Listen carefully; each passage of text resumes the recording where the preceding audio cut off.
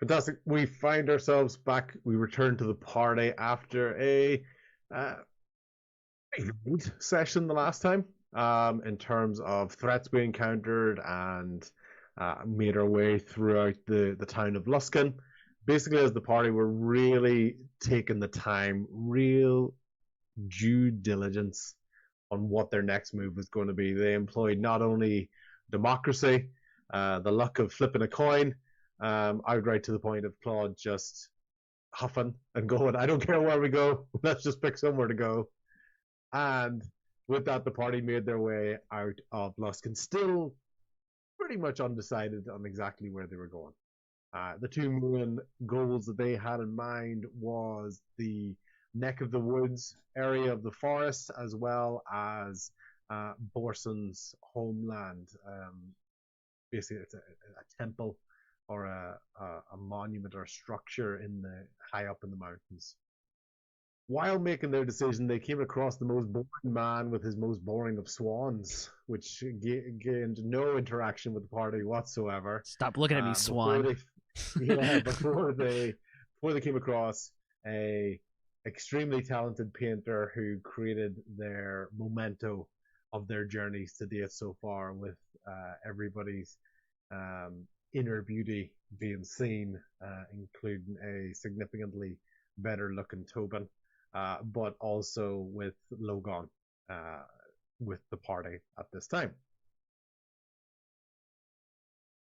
Following their confusion with this unusual painter, the party basically decided to kind of camp up for the night, get some rest, and really decide where they want to go the next day. Um, this the latest hint seemed to be up towards the mountains, up towards the Borson's area, especially because they have Porter um, with them at this time, and he seemed to have a little bit more knowledge of that. However, while Porter wakes, is already awake as the rest of the party are stirring from their campsites, they do also find themselves being likely woken by the lute that Bodak is playing at the campsite. And just as Bodak is getting into his groove and he's really starting to, emphasize the morning sun and the dew, and you can almost feel this coming, he gets a very similar sensation when he just hears that eerie voice coming from his lute, and all he hears suddenly is stage fright. And Bo collapses. He has passed out, seemingly in the deepest sleep out there. Anyone who checks his pulse or checks what's going on can see that he's still alive. It's a very, very heavy sleep. And every so often he snores or he grunts or yeah, possibly troubled by the odd nightmare, but he seems to be unconscious at this time. And no matter what the party have been able to do, they haven't been able to stir it. So we find ourselves, as the party is waking up, with Bo basically wrapped around Porter's neck, almost like a travel pillow. He's basically just wrapped around it, like just the sheer size difference in him. So we're going to have today's adventure with Bo currently out for the count, but still being transported by Porter throughout our adventures. Porter, whenever anyone looks towards Porter, Porter doesn't even notice the weight difference, the size of him compared to the size of Bo, and he's just basically almost got him wrapped around his neck. The most musical travel pillow that we have. So that brings us to our party. Waking up in the morning. Whoever wants to jump in, let me know, and we can get going. And what all you really see is some people might have seen what happened to Bo. You can say that. What you do see is Porter sitting alone at the edge of our campsite, looking towards the mountain. Very similar, almost. It seems like a blank stare, similar to how you found him at the beach when he was looking out over the water. Just pointing that direction. Very little sort of energy about him, but he's still pointed in the general direction of where you believe to be Borson's temple. Um, There's one thing I think we haven't tried yet. Claude slaps bow. Anything happen? Yeah, do you want to do a strength check? Do I want to? Yeah. You're the one who proposed this. That's not so bad. I'm It's an here just to facilitate your wishes. It's clearly a non-lethal slap, obviously. So And Tommy's over. He's kind of whittling some wood with a little knife, and he like glances up. He's like, "I tried that about 20 minutes ago," and he just like keeps whittling away. Something about that stupid musical instrument he keeps playing. I don't know. I can't wake him. Luckily, Well, we've tried everything. Porter agreed to kind of hoist him on our way here, but doesn't seem like physical maneuvering with him is going to wake him from this slumber. Hopefully, it's just a sleep it off kind of situation, and he goes back to just kind of whittling. Yeah. It doesn't look like Tommy is whittling, but it does not look like anything. Like he is like it's like he's trying to pass time until everyone else wakes up, and it's not a hobby he normally does. But he doesn't know what else to do with himself out in a forest because it's just or out in the kind of start woody somewhere. area. You got to practice. Yeah, you have exactly. To practice whittling. You don't just start as a So whittling expert. so right now it just looks like a kind of a point, almost like a pencil, and then some like weird grooves coming down on both sides as he's trying to figure out what it's going to be. Awesome. Rian's gonna cast message on Bo. And just, hey, you gonna get up, dude? So a bit, you almost get the equivalent of but right back to this unusually deep sleep. Guess he's just worn out. Did you get anything? I can carry him when we decide to go on our way. So do not worry about your friend. I shall keep him safe. Yeah, there's that too. Where are we going? Are we Up the mountain. as the party breaks out into demon slay a whole dance mob. We just start. I was like, yeah. I think again we've kind of discussed this, and Claude, you've kind of led us up to this point with a lot of our decisions, but I don't know. I feel strongly about having the mountain or heading towards the mountain, especially since Porter knows somebody there. I think going somewhere that we know somebody is better than going into the unknown. How far out are we, Porter? What would you estimate from here? We would be over half a day, and he's not even looking at you when he's talking. You can see his head is still pointed that way. Even if you were to sort of step around to the side and try to make eye contact with him, he's not really looking at you.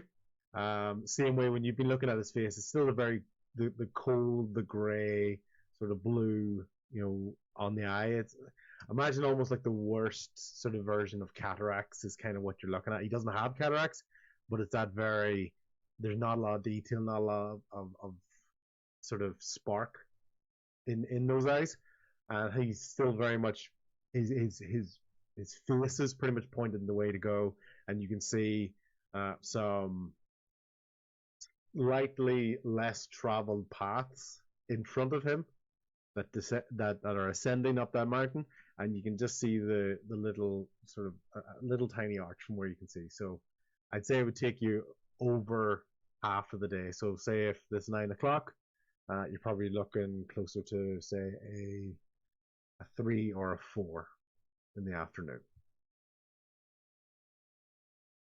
On another note, how you doing? You got something on your mind? I am concerned of our impending predicament. I have not seen my friend for can't even tell how long it has been. Part of me wants to be happy that I get to see him. Part of me is worried about what I might find.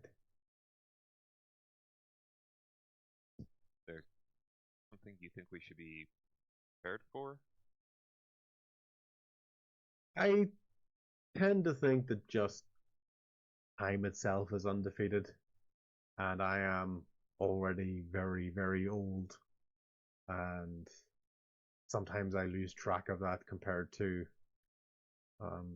other species that are out there, such as the dwarves, such as humans.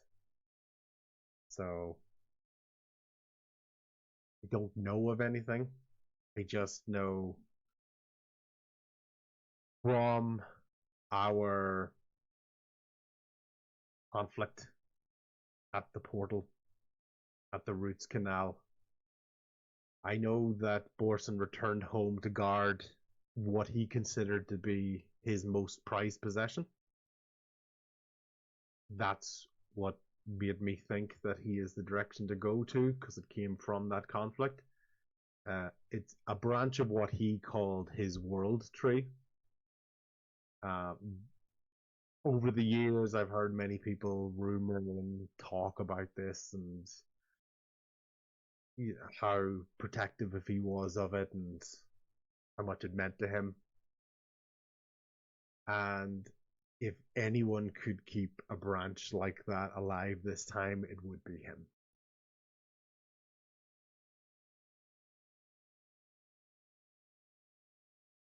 Well, for your sake, I hope he's in good health. We find him unharmed. I do too. I must prepare you the path to the temple is treacherous, so I would ask you to prepare. I have natural armor and have been exposed to these elements for a very long time. I would suggest that you, as smaller individuals, do the same. For all of our sake, I will offer a prayer to Helm. I appreciate that. Tommy kind of claps his hands. Well, with that wisdom and knowledge and not foreboding at all, what do we say we hit the road? Trying to very much cut the vibe a little bit. He's like, Tommy doesn't want to think about impending doom that he's walking towards. Yeah. So yeah, even if it's not that, he's just like, all right, so we hit the road and get going. Yeah. And he kind of stuffs his little whittling stuff into his pocket and stands up. Yeah. If there's any way, if you're trying to get a sense of what he might be explaining or trying to convey at this time, is that there has been a definite shift in the weather. So it's already quite cold here at this base level of this mountain, so you can imagine it's going to get a lot colder. There's definitely a wind chill factor involved in this as well. You don't get the feeling that this is unusual, similar to the density of the fog, while there is still some fog in and around these areas. The coldness just seems kind of more attuned or more aligned to what you'd expect with this less traveled, less explored, this territory that is really been occupied by a hardier folk. When we look up on this mountain, are we seeing like snow cap tops type mountains, or is it just look rocky with okay? Yeah, that's not ominous. Yeah, so that's obviously the timing's a little bit off, but basically as you're getting up there, so there's a combination of the fog, and by the time you're sort of even getting this sort of distance away, it's going to get darker, it's going to get cold. It is sort of caverns and very these are not well maintained or well traveled roads or paths. These are makeshift paths. These are routes that people take. They're rough, they're uneven, just not comfortable. And that's basically what you're looking up towards. And this is even as you sort of begin your journey. You can be kind of talking about this even as you're beginning to walk, because you're not feeling this sort of bitter cold yet as you're going up towards it, and you can kind of see this. The only sort of the only unnatural element you're starting to see among this silhouette is this beginning of a dome or a structure here. Everything else is is rock face and cliffs and crumbling edges and just rough terrain. As we kind of begin walking, and we're Tommy's like, whenever he has a little bit of nerves or whatever, he, without thinking about it, he'll pull out a pistol, he'll do a couple flips with it, put it back, and like, so as we're kind of walking and we're getting a little further, depending on how conversation and stuff is going, you just randomly see him go, and it's a very like, he doesn't even realize he's really doing it. It's just a very like a nervous habit, of something to do with his hands. But it's a fidget spinner. Yeah, D&D style. Yes, yeah, exactly. Fine. And fine. And yeah, and he's like, boy, if old Bo over there wasn't knocked out, we could really use a happier tune heading towards this mountaintop. As you're making your way up towards man, you do start to see broken or cracked examples of carvings, especially in the rock face. Anyone who can read Dwarven is starting to recognize some of these as being Dwarven, basically just lettering. As you can imagine, most of their signage, especially in this sort of rough terrain, is pretty much embedded into the rock face itself. You're not getting nice wood maintained signage, and even then it probably wouldn't survive this terrain. It would have been blown off cliff edges and down into gorges as they went along. Can anybody understand Dwarven? I can. Can I do like an investigation or perception to see if I'm picking up any words as we're going, or sentences? Yeah, absolutely. So as you're going along, Tommy, you are fidgeting basically with the pistol, and you're starting to see some signs which really kind of almost are a little bit directional. If you're seeing little kind of forks in this, basically, what we're trying to say, unorthodox pathway, you're getting little indications of which pathways are the safer ones to take, which there would have been a risk of the party not seeing if they didn't have that within them. So basically, the path, at least the sort of first stage, is thankfully it's as easy as it could have possibly been. Given that you are ascending a rough mountaintop, so there haven't been any sort of challenges or anything within that.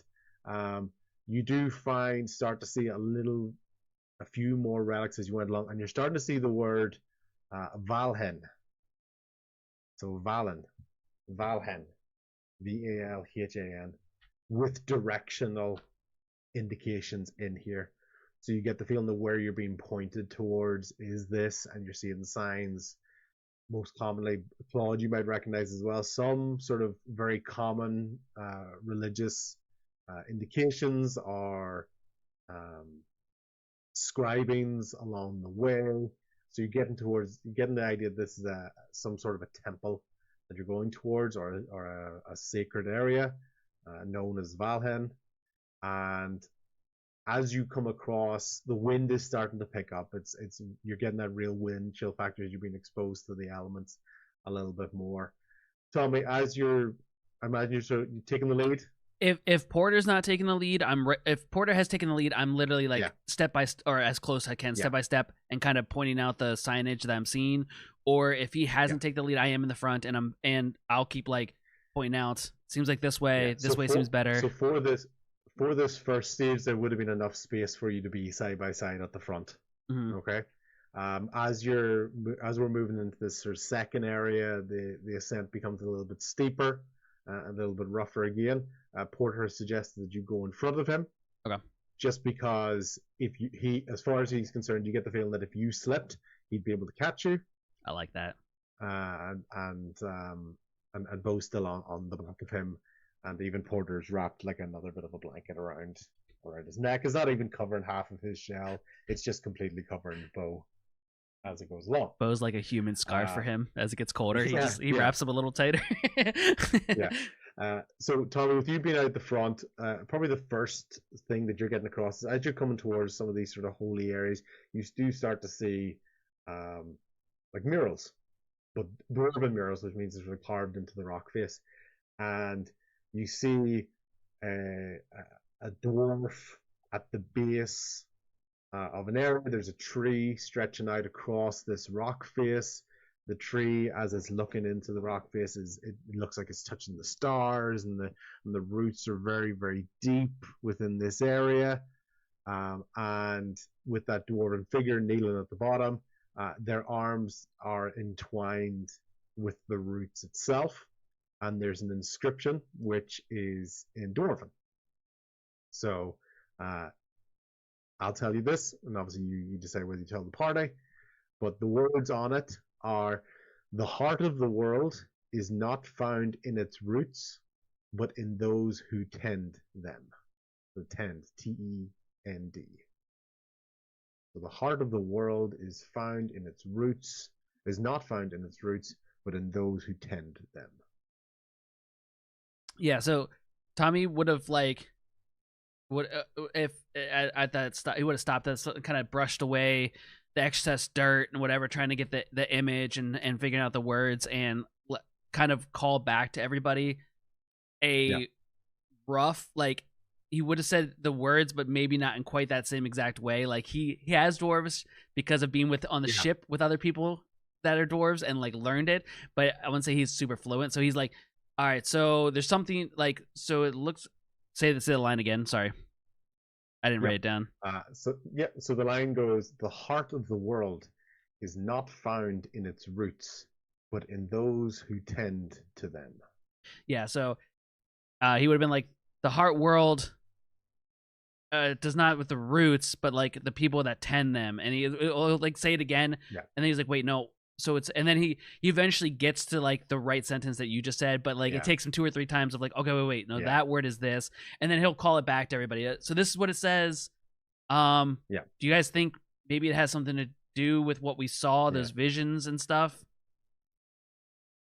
Tuggles as well, if I'm correct. Tuggles understands Dwarven, so can provide a secondary sort of confirmation that. So although Tommy's his translation is correct, maybe didn't inspire the greatest confidence than when he was trying to say it. So Tuggles at least can provide that. It is not found. The quiche of the world. No, that one's that one's definitely heart. I know that one. Heart. Yeah. There we go. And we get there together. Though this and this, which definitely doesn't, me being in the front, being the leader, definitely doesn't give good confidence. But he still yells it back because of the wind howling and us kind of almost in a straight line, I'm assuming, because of the narrow of the path. He yells back what he's seen and what it says, and then he continues forward, assuming others will look at it and as they come up to that portion. As you're just about to sort of describe that, and the wind is really picking up, and it's starting to really cut through you, and you're trying to find yourself bundled up. The temperature has significantly dropped, not only by starting to see little flickers of snow on that, but the wind as it's passing through these valleys and these gullies and these gorges is really cutting into you. You can really truly begin to understand why this is a path not often traveled. There's very little shelter, if any, as it goes along. If anything, the only break that you get sometimes is when the cliff edges kind of steer out, but then that creates that very nervous moment where you have to go around the outside edge of a cliff as you continue along the path, and you start to hear in amongst the wind it's swirling, and every so often you start to hear things like "come home" in amongst the wind, very, very light, to the point that no one is really sure if they're actually hearing words or if it's just their mind playing on them, or if it's just the way the wind is coming through. But you're hearing, "come home, just like your mother, in that closet. You never wanted anyway. This is all your fault."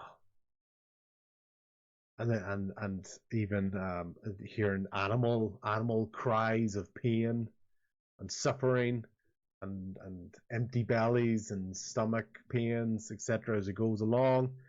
And you're continuing to make your way up towards this mountain, as each of you seem to be plagued with a slightly different message being heard on the wind. Tommy won't say anything out loud, but he definitely looks over his shoulder to see if Porter is reacting to anything. Do I get any impression from Porter that he's hearing or seeing anything? Or all right, then if he looks completely confident, Tommy turns back to the front and just continues walking. But he's like, "Oh shit, I'm hearing things." Like, and he's just like he doesn't call it out to anybody because he doesn't want anybody else to freak out. Okay. Did the any of the religious symbolism or the phrase that we found carved into the rock, did that give me any kind of indication to what religion or what god they might be worshiping?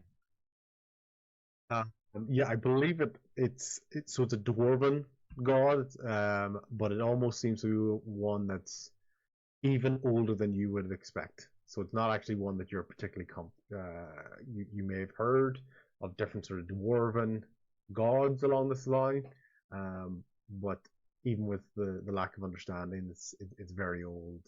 And you don't even get the real feeling from the words that Tommy was saying that a god itself wasn't being mentioned. It was about an area. It's about an ethos. It's a way of living. Seems to be what's being talked about or what's being cared for in this area, as opposed to an actual single deity.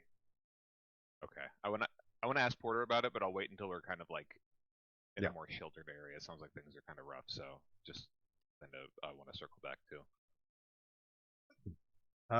Tuggles or Tell. Is there anything you guys want to take a look at, investigate, or sort of make your way on forwards?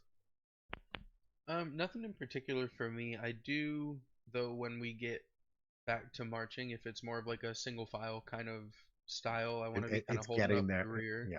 Yeah, I want to keep on the back and kind of stay behind everybody and just be at the back of the line when we move up. Okay, fantastic. We'll get to a marching order there in a second. Can I ask everybody to do a DC Wisdom saving throw, please?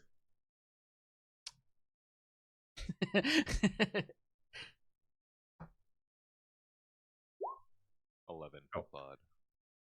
There's a 5 for me, Tuggles. 3 for Tommy. Right. Okay. Everybody who got less than a 14. Okay. Anybody got less than 14? First of all, you're going to take 4 points of psychic damage. So it's like this is like not only have these voices in, they've crept in there and they're attacking your brain. It's like migraine and brain freeze, like incredibly painful, and it's to the point that you're starting to lose your footing as you are very close to the edges of these cliff areas. Everybody who failed that, you take your 4 points of damage. Can you now roll a dexterity saving throw?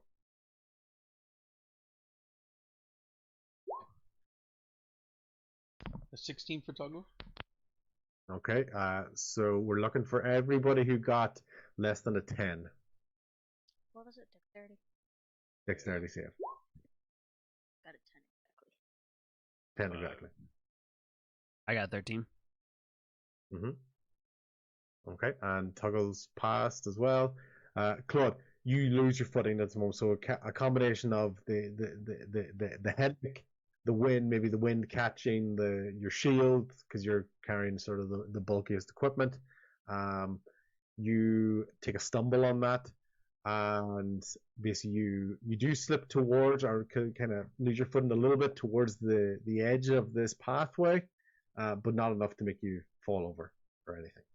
Okay, so but you do lose your footing. Your arm on the ground at the moment. Who passed the wisdom saving throw earlier on the 14?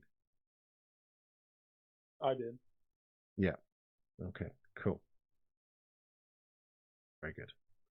Right. Okay. So you have that moment. Everyone sort of gets the pain in the head at the moment, and Claude stumbles. Claude gets help to his feet. Tommy's at the front. Tuggles at the back. Porter's right behind Tommy. Rowan, Tell, Claude. Whereabouts do you want to be in terms of order?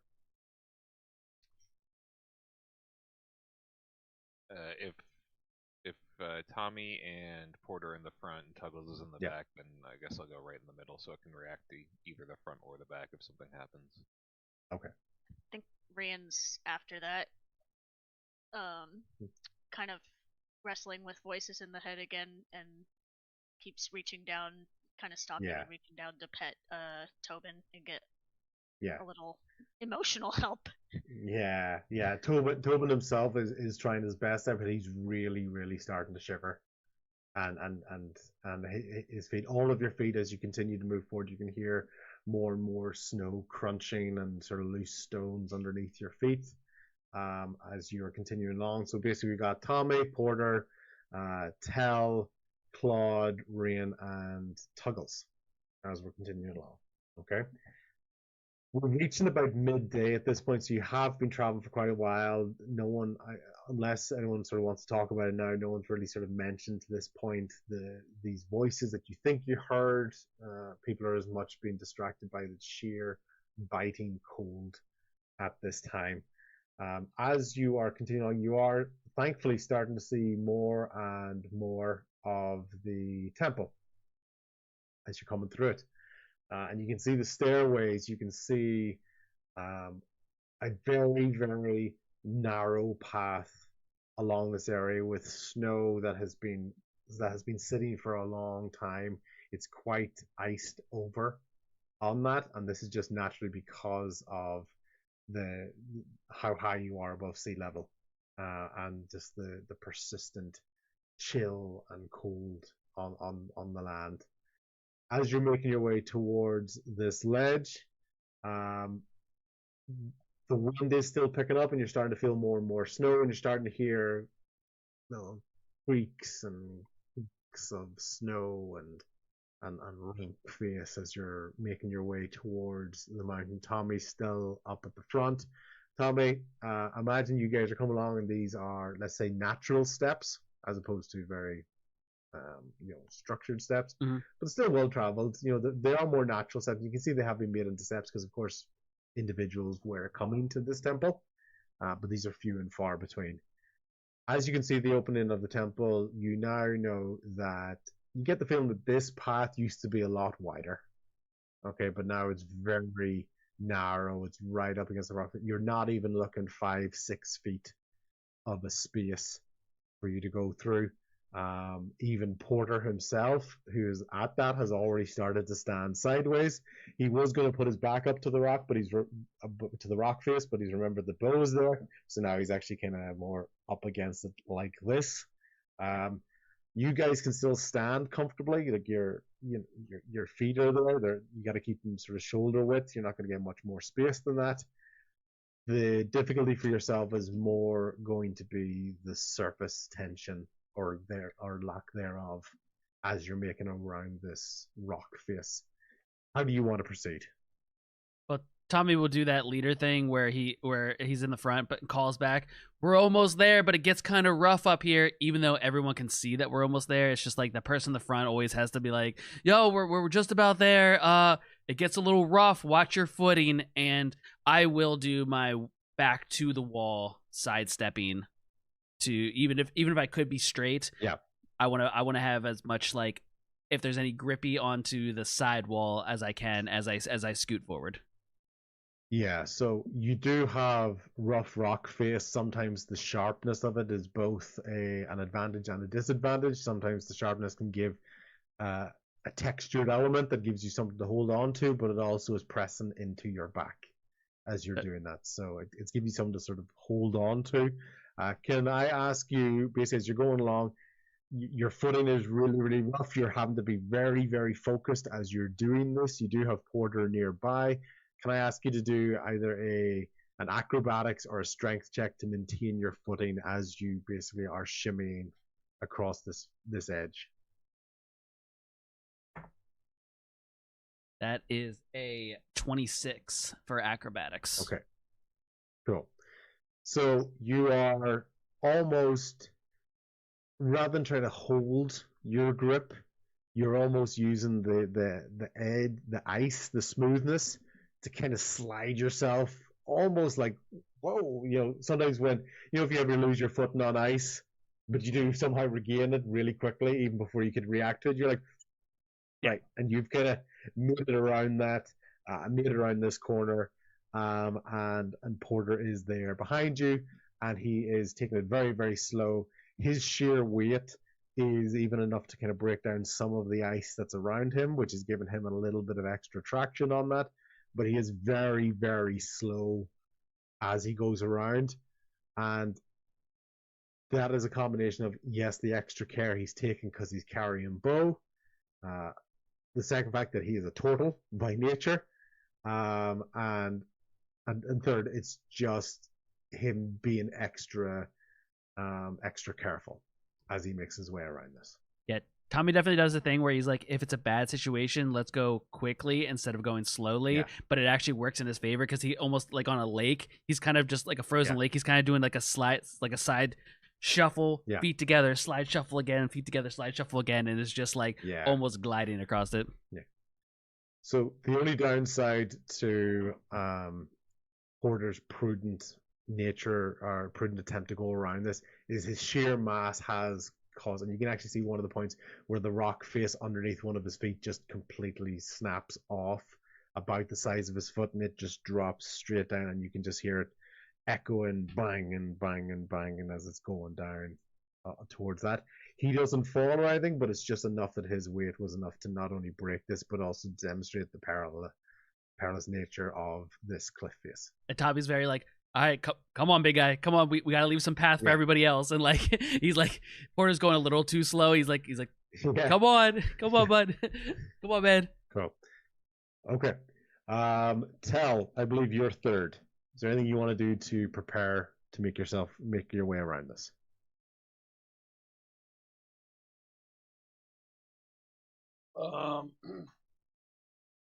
No, just bundle up and get ready. Oh, can you do a acrobatics or a strength check for me, please? Whichever one's higher for you.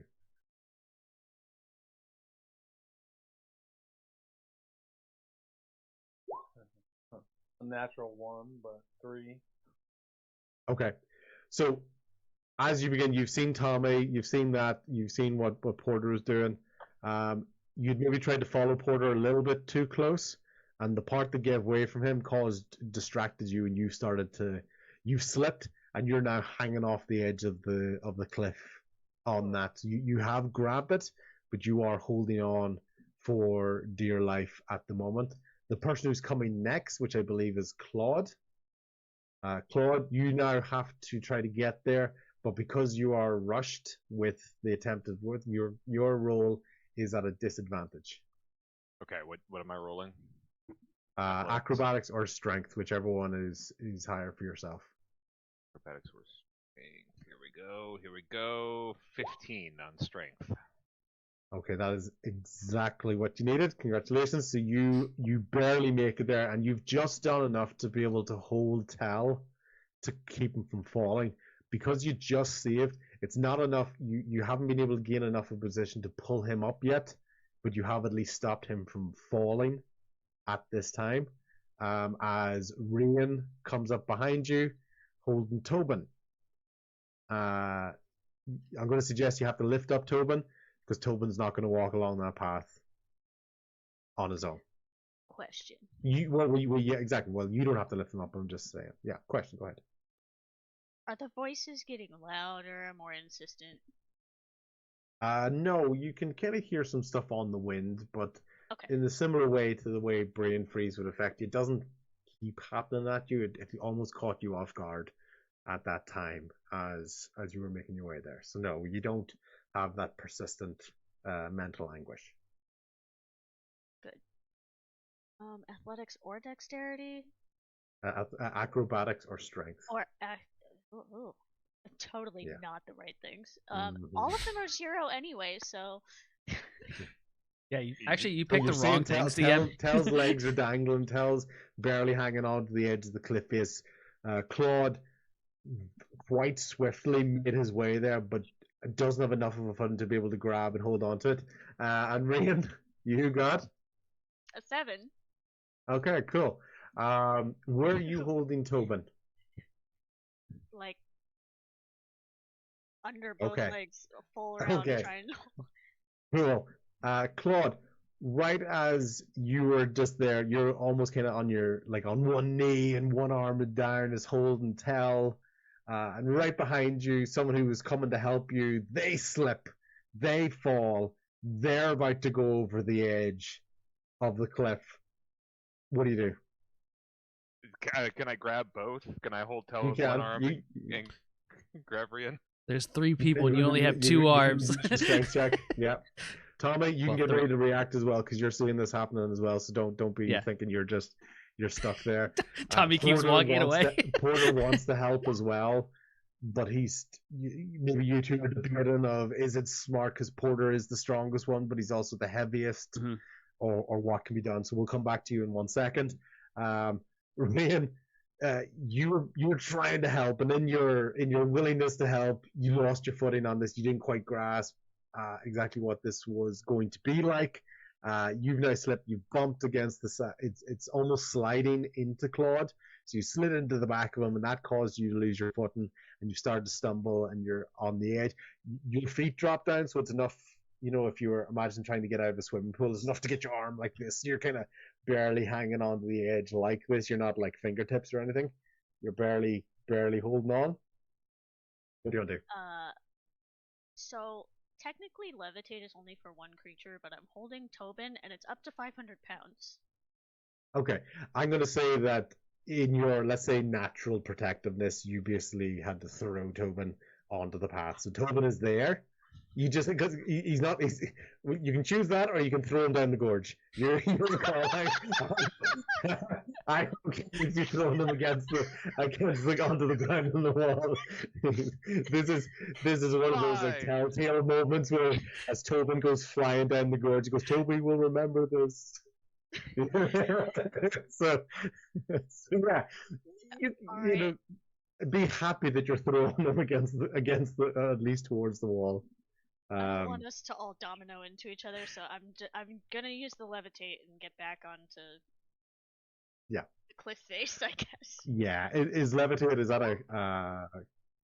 first level spell or cantrip or what is it? It's a second level spell, but it's weird because it's like part of being an air genasi, so I can only cast it once per long rest. Okay, so it's like an ability for yourself. Okay, so you got levitate. That is enough to at least. Are you looking to lift yourself up? Are you looking to lift Tell? What are you looking to do? You've got one creature. At the moment, I'm just doing myself to try to get up there. And get stable. Okay, cool. So you got like whoosh, lift up. You kind of you barely get your footing onto that. You're there. You're able to help Claude if you want to. Just for you, Tuggles, while you were kind of seeing in this split second of Rian sliding over, bumping into the back of Claude, falling down, reactively utilizing levitate to get back up onto the surface. You're a large individual, slightly smaller than Porter. What do you want to do? Yeah, so I was kind of in the back, rustling through my bag, and I kind of looked up, and I'm like, all right, guys, I got this rope, and I see everybody kind of hanging off the edge, and I'm like, ah! Everybody looks stable right now, or people are still in imminent danger? Tell's still dangling. Claude's got a hold of him. Okay. And Rian is supportively just glad that she's kind of you're maybe half balancing your attention between the Tobin that you flew to save him, flung onto the surface to save him, as well as Claude, who's just maintaining his balance not only for himself but for Tell. What's like the distance between where I am before the little path starts and where they're at on the path? Let's go with 5 feet before the path, and then say another 10 feet to where these guys are. Okay. So I would like to make my way to where the path starts. I don't want to jump onto the path yet. Yeah. Can I like toss some rope out? Maybe it's helpful. Yeah. Can I toss? I'll toss some rope out to. Not the dangling people, I think. I'll toss it to...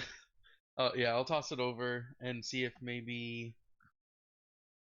You've got Rian as the closest. Claude is is knelt down, holding on to Tell, and Tommy's at the other side. Tommy's about 25 feet away. It's not a particularly large ledge. Okay. It's just the precarious because of the surface and the fact that it is a cracked or. So I'll hold on to the one end of the rope, and I'm gonna toss the other end to Rain and see maybe if that's like we can make like an anchoring point, like I'll keep this end just to be safe, you keep that end and work on the people that are half off the cliff. Cool. Rian, how confident are you of anchoring somebody the size of Tuggles? No, not for me. For Claude and, don't worry. I know you're not swinging.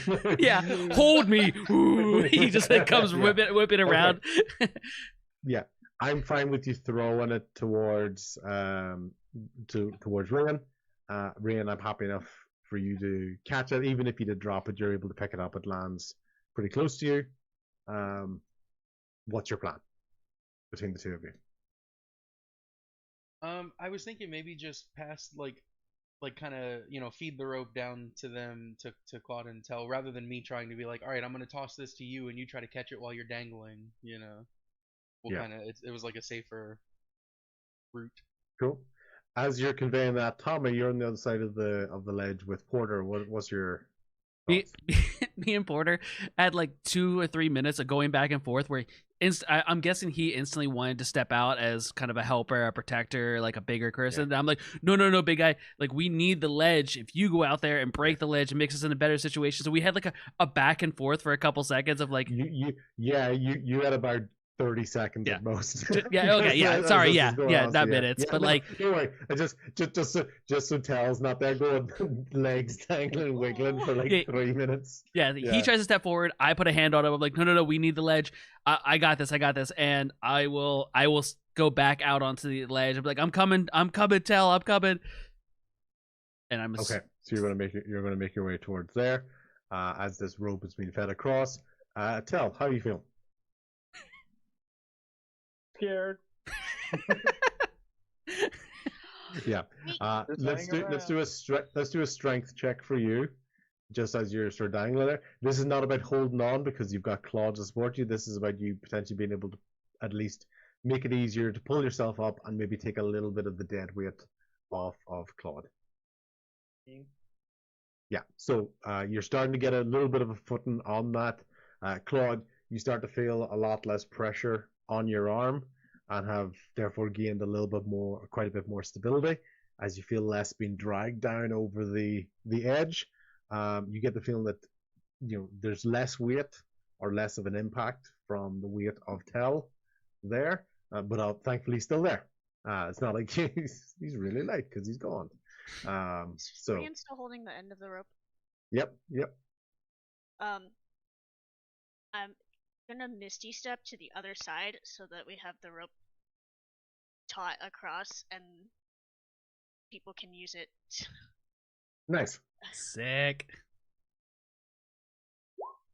So, Tuggles, as you were doing that, as you were sort of throwing it to Rain, you almost it's a very weird visual because the misty step and the part of the mist of the rope that Rain was holding, this misty step, almost temporarily disappears into the air.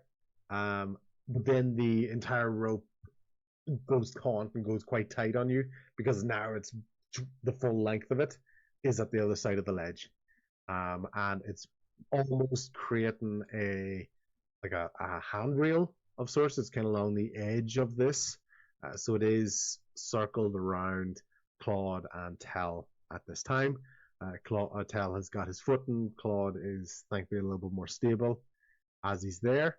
And Tommy, right as you were about to make your way towards Tell, Rain just misty step right beside you. Excuse me. Yeah. Whoa. Yeah, exactly. Nearly enough, your footing nearly gets lost there, and you're right at the other end of things.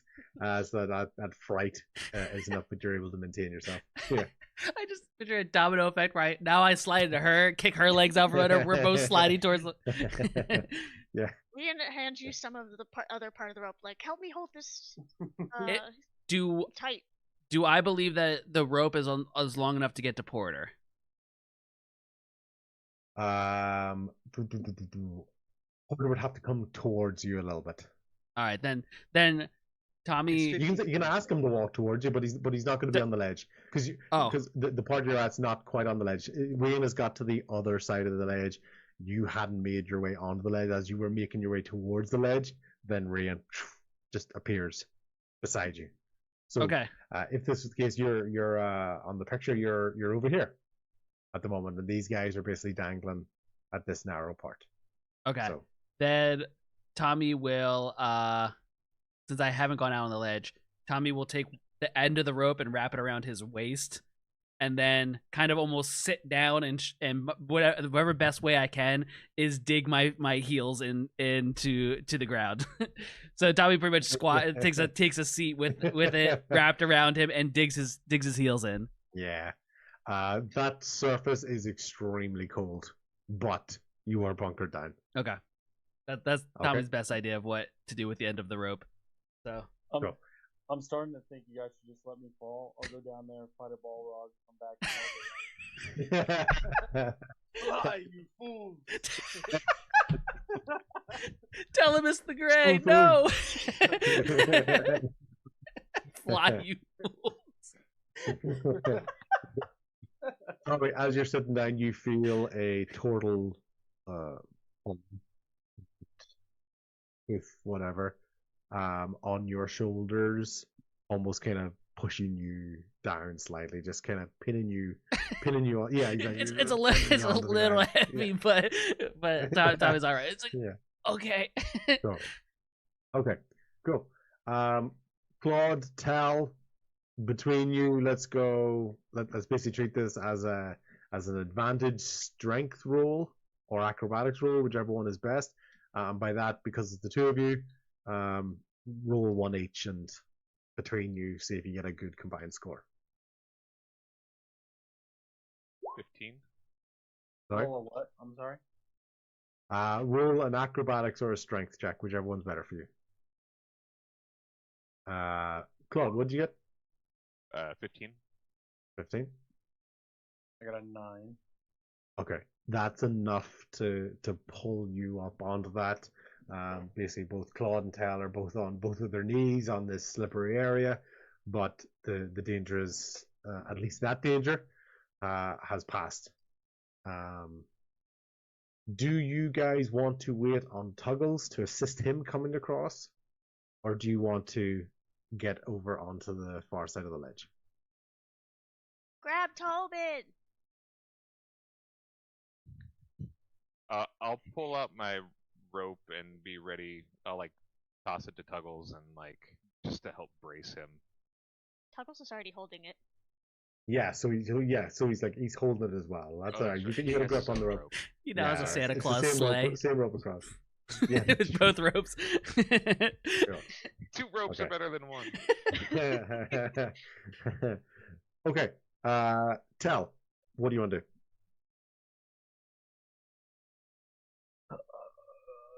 I don't know. That's good. We've got you could try to get Tobin, who's on the other side of Claude. You can go to the other side of the ledge where Tommy, Rain, and Porter currently are. You could maybe hold on to the rope if you want to assist with Tuggles coming over. Any preferences? Hold on to the rope. Okay, cool. Help Tuggles over. Come this way. Okay, cool. Red Rover, send Tuggles on over. I'm the Juggernaut, bitch. He just starts.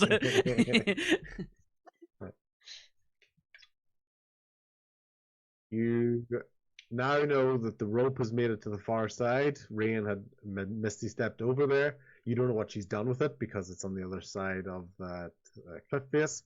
But you can see in amongst the swirling snow and wind and little bits of it's not an avalanche or anything, but just snow falling down from the cliffside that's above them. You can see Claude and what looks like Tell holding on to the rope. What do you want to do? I'm over this side.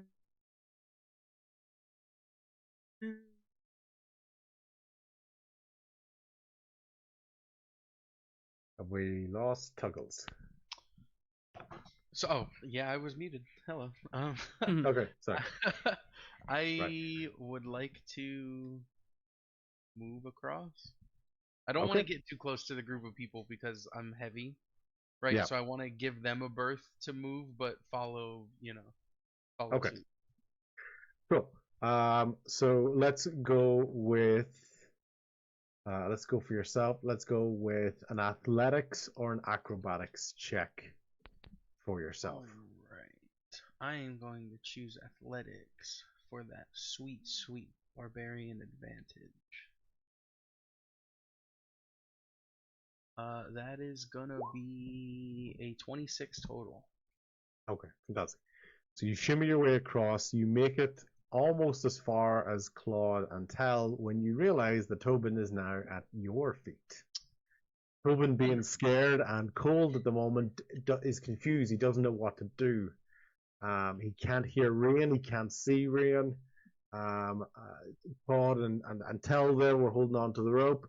He's pretty much kind of frozen in place. And you are the person that he knows the least of the group. Yes. Can I make like an animal handling check? Yes, you can. That's gonna be a 16 total. Okay, that's good. So you've got his focus. What do you want to do with him? I would like to do my best to scoop him up. I'm gonna smile. I'm gonna give him a little like side of the head, pat. Yeah. Just so that he knows, that everything's gonna be cool. I'm gonna scoop him up. Describe your smile. What kind of smile you got? Like when somebody who's in like WWE wrestling as like the villain sees that he's like scared a little kid and he wants to like make that better and he's like, but it's like still pretty bad. Yeah, it's pretty bad. But like I've got experience handling animals and stuff, so I know like where to hold them so that they're not, flailing around. That's enough for you to be able to scoop him up. Okay.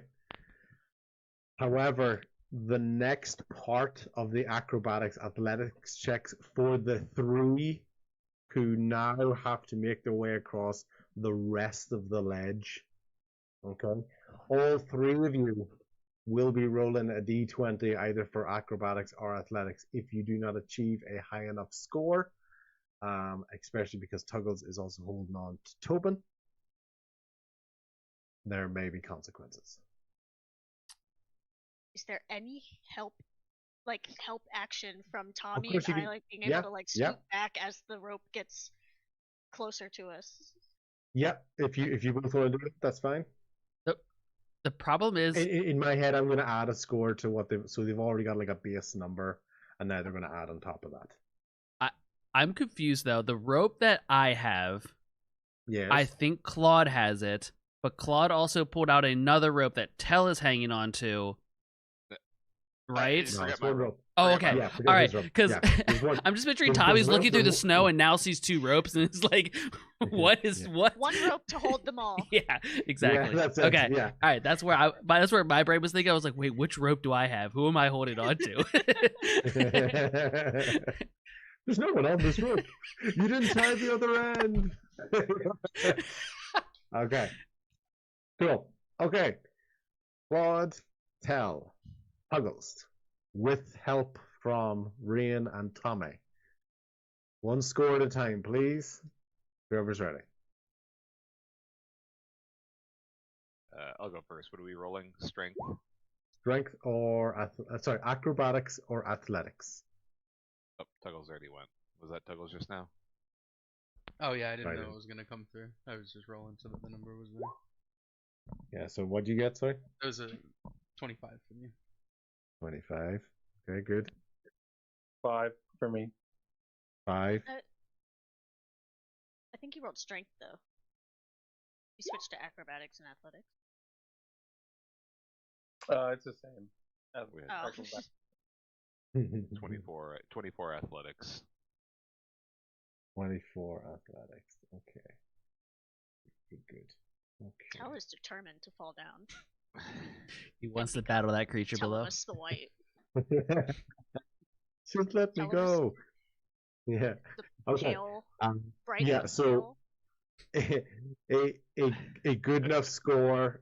You take it slow, easy, intentional with all of your steps, and you make your way around this corner of the cliffside to find Ruin holding onto the rope and to find Tommy being pinned down by the shoulders, sitting down in the snow with a rope wrapped around him.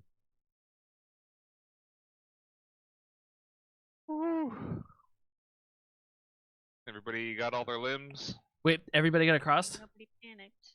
Yeah, everyone's across. Okay. Yeah. All right. Yeah. I'll just lay down for a second. Yeah.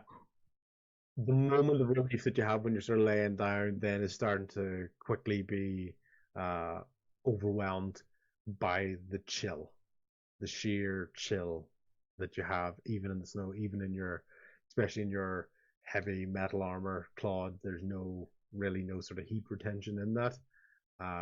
So yeah, you have the relief, but you're getting very, very cold at the moment.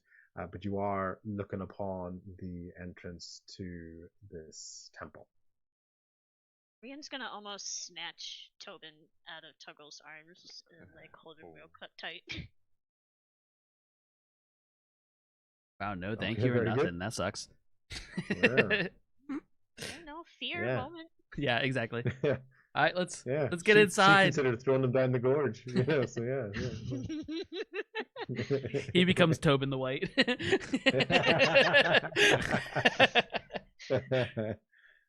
Okay, cool. You're looking at the temple, and you come up to the doorway, and you are able to push it open. There doesn't seem to be a lock or anything. It's a very sort of very reminiscent of most sort of temples that you've seen. There isn't really a need for a lock on the outside of it. They actively sort of want people to come into this area. The only thing that's sort of holding the door back is frost. It's ice. It's water in amongst the brickwork and the stone. So basically, there's going to be probably a little bit of a shoulder barge needed if people want to physically try to open it up. Otherwise, any sort of other spells or techniques that you guys may have that you want to use. Yeah, I've got a spell for this one. And I cracked my knuckles. Tommy, give a spell for you. Yeah, Tommy steps back to give you some. Let the big guys go out the door. Let me check how many. Real quick. Okay, yeah, that's enough. I'm gonna rage. I'm gonna rage against this door. Okay. Against the machine. And I'm gonna hit it as hard as I can. Yeah. Okay, that's enough. Can you do a wisdom saving throw for me, please? Yeah, absolutely. That's an 8. I'm strong, not smart. But the door slams open. Absolutely slams open. Okay? Could you do another wisdom saving throw for me, please? Absolutely. Nat 20. Okay, cool. So what's good about that is you've been able to sort of retain an element of composure in there, but your eyes are quite bloodshot at the moment, and there's a slight panicked look as you sort of almost kind of stumble your way into this room. You see the bloodshot look within your eyes has sort of almost a green element in that for a moment, but it's able to dissipate back as you slam through, for whatever reason that might be, whether it's a distraction or the cold or the impact of the door. Enough of that just to be able to help you maintain composure for that time. Okay. We've headed our way inside here, so basically we're going to be popping over to roll 20. Door crashes open as Tuggles shoulder barges through the door. Right? You all scurry in, and the natural instinct to close the door behind you just to get away from the wind chill at this time. Okay? As you turn around, you find yourself within a grand library in disrepair. Okay, The walls are lined with bookshelves that are old, are crumbling to pieces and dust, etc. There's scrolls along the floor, some of them intact, some of them not, and you find broken furniture and scattered books along the room. Okay, at the far end of the room is an open doorway, which you can see is the only other exit from this room, other than the door you came through. However, in front of you, between that, is a massive gorge. The floor has split open in front of you. And within that, you see there's the rough floor, and then you see these perfectly cut edges of this gorge that has split open the floor and has created a size that is truly massive. It's not exactly the scale in the picture, but you can very clearly see no one is running and jumping over that gorge as you go along. Okay. There's a couple of things that could be done, but what's everybody's thoughts as they come into the room, or if they want to explore, or figure out how they're going to get to the far end of this room? Tommy would have, as he barged in, we all get in. Tommy would have turned around and like close the doors, and it's kind of like, doing none of these, getting the snow off him, trying to shake some warmth back into himself. And then he turns around and sees a door across the way. Is there any light, like from where we're standing? Can I very easily see a split in the floor? Is there any lighting coming up from it? Or does it just look like there's a doorway across the room from us? So there's a doorway across the room. But it would be the case that if you were walking up towards it, you wouldn't like Acme Toons just fall into it. You would appear, and you can see sort of the edges to it on that, and you would very quickly figure out that no matter how much bravado you have, you're not making that jump. Yeah. So yeah, Tommy would then been like, well, shit, and like just takes a couple steps, not to get to the edge, but I'm trying to glance over into the hole to see how deep it is, what I observe or anything. If you want, I could do a roll or anything. Do whatever sort of checks you want. So there's obviously things I can look out for, and I don't want to necessarily lead you and give you guys a bit of freedom in terms of what skill checks you want to try to do. I'll just do it. I'll do an investigation. I'm trying to see if I see a bottom to the hole or see any kind of. Was there a bridge here? Was there a ladder? Was there anything that was covering this to have a way across? Oh, give us an investigation check, please. A 10. Okay, cool. You can see it down. You can't see anything. It's eerily dark down there. It's very, very dark, but you don't hear any echoes. You don't feel any sort of wind coming up from that. And the sort of the floor area, it's a massive break that hasn't quite affected all of the stonework around the gorge. Then I would pick up any loose rock or wood, and I toss it into the hole and try to count the seconds if I hear it hit the bottom or hit anything on the way down. Cool. As you throw it into it, and you sit there and you wait. And wait. You hear nothing. Absolutely nothing.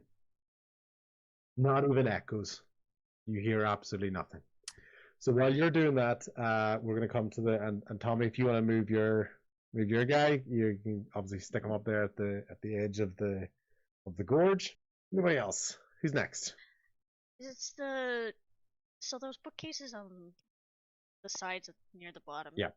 Are they actually long enough to go across? No. So yeah, if you were trying to like lay it flat, no. Good one. That's where the scale's a little bit off on it, because you're right. It was a really good idea. It would probably need at least two of them together to create some sort of a bridge. It is very very big. Well, Reen's just gonna offer the suggestion that we can do what we just did again, but Porter's probably not gonna be able to come. I can Misty step over and hold the rope, and we can slowly get people across. But Porter, Bo, and Tobin are gonna have to stay. I can Misty step across too if that helps us. You have Misty Step? I can Misty step. When the fuck did we get Misty Step? Did you get Misty Step?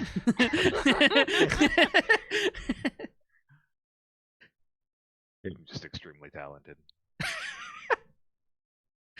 You're just so athletic that Misty Step is just you moving at such a quick speed, anime style, that it looks like Misty Step. But okay, so how far is Misty Step? 60 feet. Yeah. Questions? 30 feet. Oh, balls. Yeah. All right, running jump. Okay, so and then Misty Step. Misty Step.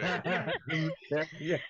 Are you playing a platformer? Well, that also means even if the gap is bigger than 30 feet, I'm pretty sure our rope was like 25 feet. So the rope idea I don't think is gonna work either. Yeah. The rope is a nope. How far did you say it was across? We'll tie them all together. He didn't say exactly. Yeah, he didn't say. Because that's But with the thought of not being able to Misty Step 30, it's beyond 30 feet. Well, we haven't tried the Misty Step across yet. Yeah. Zip, zoom. It didn't work. Yeah. Through my powers of what's higher of perception, can I gauge approximately how far I think that is? Yeah. Let's go. So it's a massive hallway. Let's go 50 feet. Okay. I rolled a nat 20 on perception, if that helps. Yeah. So 52.75 feet. Nailed it. Yeah. It's about 52 feet across. Powers, can't Misty Step. Can I do a quick circuit of the room? If it's actually 53 feet, they fall in the last foot. No! You said it would work. Okay.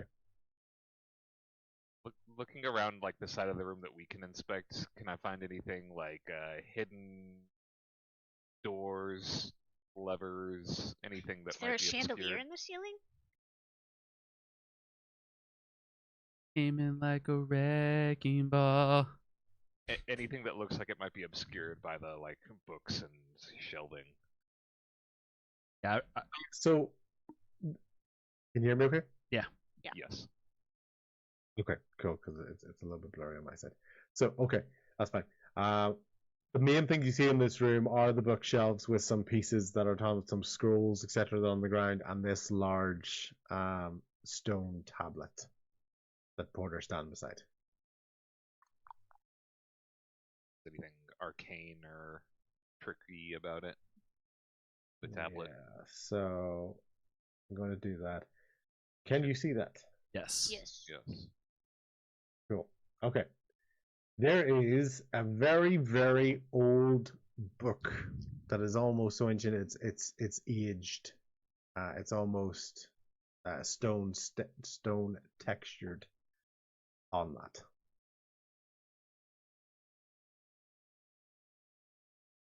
But do you want to read it out for the group? Because everybody reading is not a great spectator sport.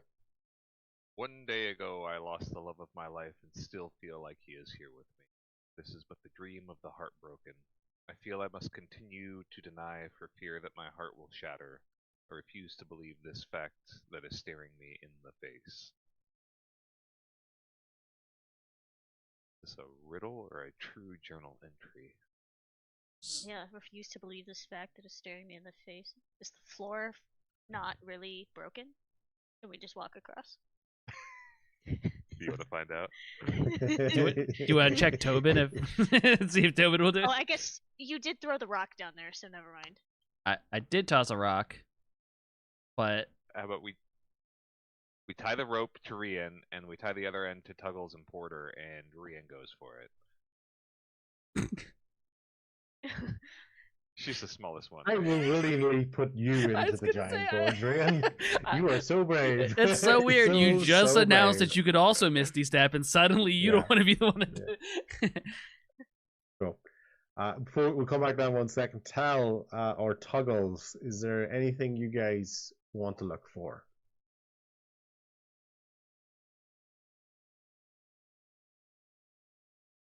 Or investigate?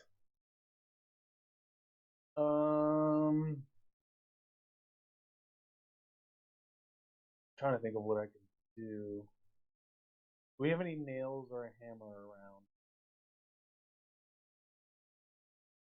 Put some boards together. Not in the room unless it's on your person. Nope.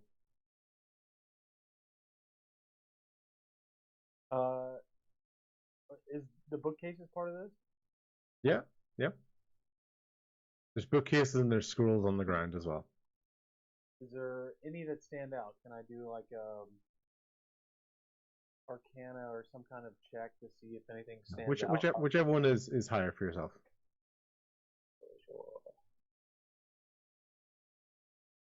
God damn it! The rolls are rough today. You're saving them up for the high stress moments. So what'd you get? +4. Okay. So you don't detect any arcana from the scrolls, but you can clearly see that one or two of them are still intact. So it doesn't really matter how bad at investigating you are. You can literally see with your eyes in front of you there are scrolls there.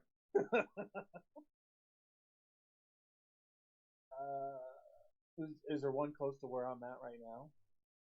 At the bottom. At the bottom, let me check. Yes, there is one. I will open it up here now. Would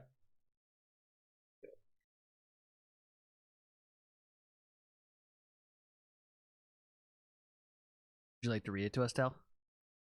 Yes. Yeah. Not I nor anyone else can travel that road for you. You must travel it yourself. It is not far. It is within reach.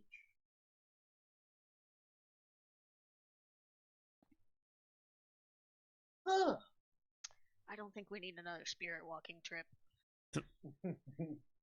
So, because we hustled in here, Tommy still has the rope already attached around his waist from when where we did the getting everybody across. He walks over to Tuggles and Porter and he hands end of the rope. He's like, "You guys hold this. I'm gonna test it out." And I would like them to come a little bit, closer to the edge. I got 25 feet of rope. And Tommy sits there and contemplates it for a minute. And he's like, because I'm assuming, did you say it out loud? Or was it maybe Rain that you guys don't think the floor is real, even though I threw something into it? I might have just thrown it out there while reading, just thinking out loud. Okay. Responsibility for your upcoming actions. no, because I'm trying to. No, that's Raymond. That's Raymond saying, not me as the DM. No. I'm also as I'm talking this decision out. I'm trying to figure out if I am meta playing my own self or if this is what Tommy would do. So I think because of the distance, Tommy is going to try to jump, knowing that he has two very strong people that can hold the rope, and I think Tommy goes to the edge and is going to glance down it and think about it for a beat or second. I'm going to decide if this is what I want to do or not, but I'm going to take a beat or second. I at least gave those two guys, the strongest biggest dudes, the rope, and Tommy's kind of almost let them hold on, and Tommy's kind of doing that thing where I lean out a little over the edge just to glance down and contemplate. Okay, so just so you do that, so Porter's followed you there because that was too far for the rope to go. Okay, so Porter has joined you with the rope. Tuggles, you can join up there if you want as well, or you can investigate yourself. You're up there as well. Yeah, I'm gonna stick with this one. This sounds fun. Fun is fun. Tell, is there anything you want to do before Tommy leaves us? Leaves us. I changed my mind. Why did he say it like that? Before he makes a heroic attempt, DM, maybe you could reword it just like. So I'm thinking it's something high because it says it is within reach. So it makes me think it's not in the crevasse.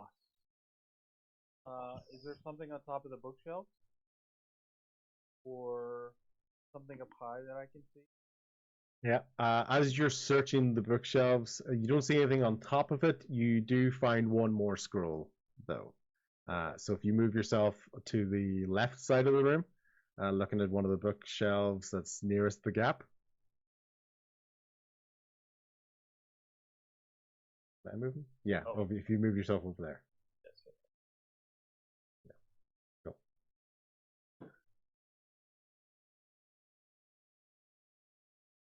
Hell, read for the class, please. What is it? I don't think we see it. You got a reveal. Or sorry. Oh, there you go. There you go. Okay. If you cannot fly, then run. Cannot run, then walk.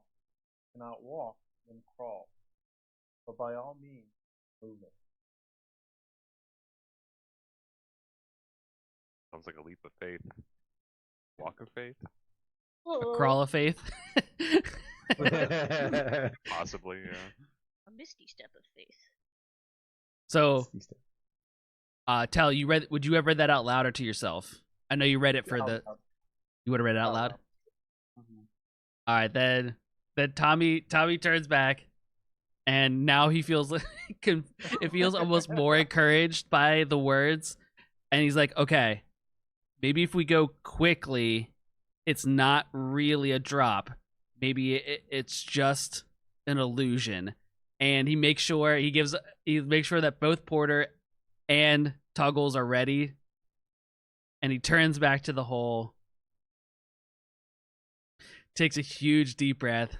He's like, "You stupid idiot," and just runs. And I'll start running, no jumping. I'm just running. Does he have something? Are you attached to a person? Are you tethered? Yes. So I still have the rope from our. Are you tethered? I still had the rope around my waist, and I kind of carried it in with us after the debacle that happened out on the icy ledge. So I had that still wrapped around me. So I've just handed it to both Tuggles and Porter, and I start running. You started running. Okay. You start running, you make 2 steps towards the edge, your foot loses traction on anything below your foot, and you plummet into the darkness. Just before you begin to scream, your face plants right into the solid ground, which is only 3 feet below you. So everybody loses you in the dark, but you basically get back up onto your knees. Your face is flat right onto that there. Just in the same way, if you missed a step or a stair, you go down, bang, hit it. And next thing, everyone freaks out as they're looking at you. And then all of a sudden, Tommy's just kneeling up, and you can just only see the top half of his body, as the rest of it is covered by this completely unnatural darkness. Tommy definitely made the most manly tough sound of as he started to drop, and you hear this ooh, and then I stand back up and I'm like, knew it all along. He tries to shake it off that he wasn't scared that he was about to die. I think we're okay. I think keep a hold of that rope. I'm gonna keep walking across to make sure this is all okay, and I'll go as far as I can because obviously the rope doesn't go the full distance. I will keep walking until I hit the end of the rope and see if anything happens to me. So about halfway across the. So you are still standing. Nobody can see below your knees. Okay. I will untie the rope and run the rest of the way. I don't want to walk anymore now that I'm untied. It's like a very quick and I kind of jump roll out, hopefully to the other side if that's what happens. Yeah. And that's exactly what happens. So nobody can see just below your knees, and they don't even hear the sound of your feet. So there was no sound even from your feet as they were going through that area where as you now know, the illusion was. And you basically step out, and it's only when you get to the other side, you take a step up, the opposite of the step that you fell into, you jumped out, and that's when people can start hearing your feet again. When I turn around back to the group, nothing has anything changed for me? Does the room still look the same? Does everybody still look the same? Do I still see the crevasses just as it was when I was on that side, or is it different now I'm on this side? No, it's different on your side. You just see the normal floor. Okay. Then Tommy's like, it's some kind of weird ass illusion thing. There's a floor there. It looks like there isn't, but there's a floor there. Come on over. Take a deep breath and jump. I'm gonna mosey on over.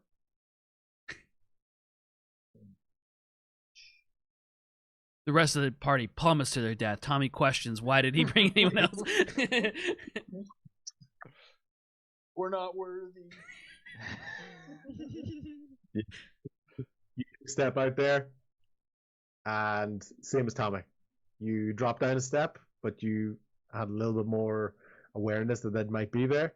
Same sort of thing. Basically, you can't even see what's below your knees. You'd be looking down into what looks like the gorge that you were looking at. But you can feel your feet on the ground. You just can't see them. Like being in a lake, can't see the bottom. It's creepy.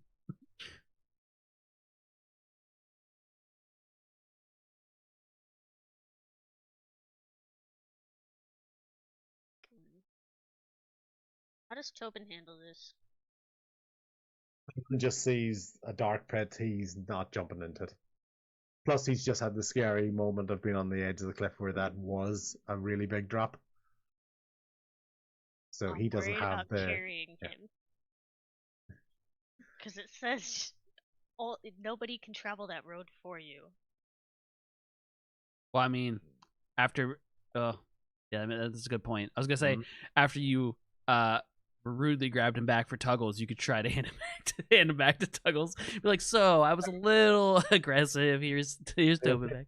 But no, that whole point about that is probably spot on. Can you throw me the rope and I can make a leash? Is that still Tuggles, or not Tuggles? Tobin walking on his own. You tell me. It's not. I'm not the illusion. I don't know the rules for these things. I think Claude has another rope on him. Claude's still on your side. Okay. If you I jumped in, but I'm that's right. Here. Yeah, you did. I just saw your character still at the bottom of the room. Oh, your icon's still at the bottom. Yeah. Good point. Standing in it. So yep. I need my rope. Okay. Gonna move Tobin in. Wind disappears underneath the blackness.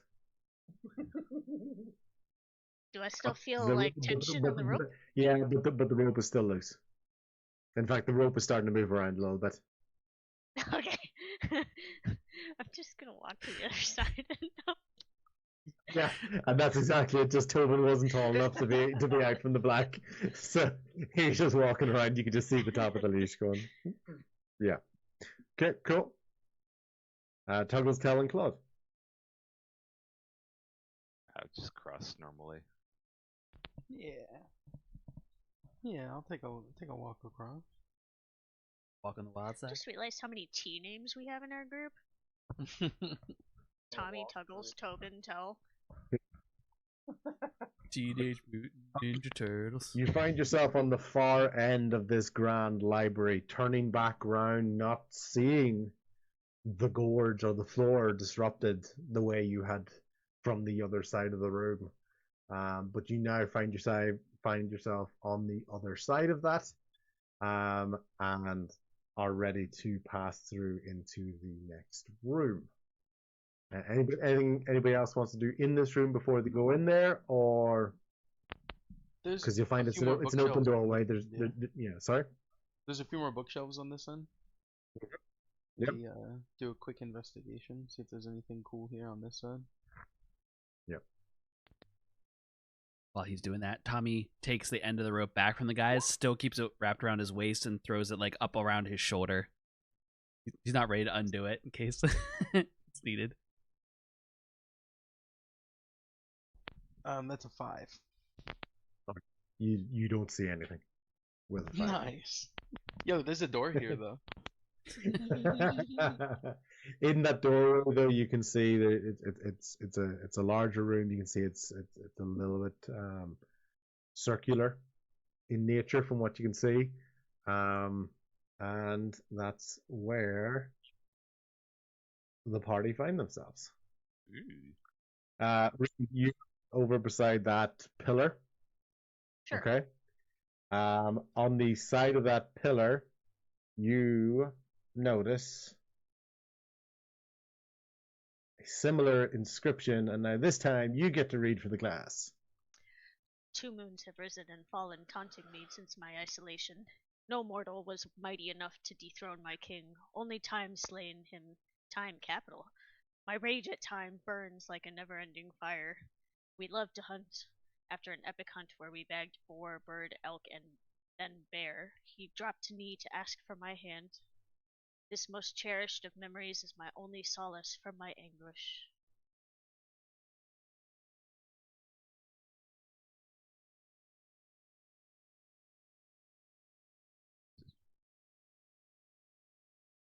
I'm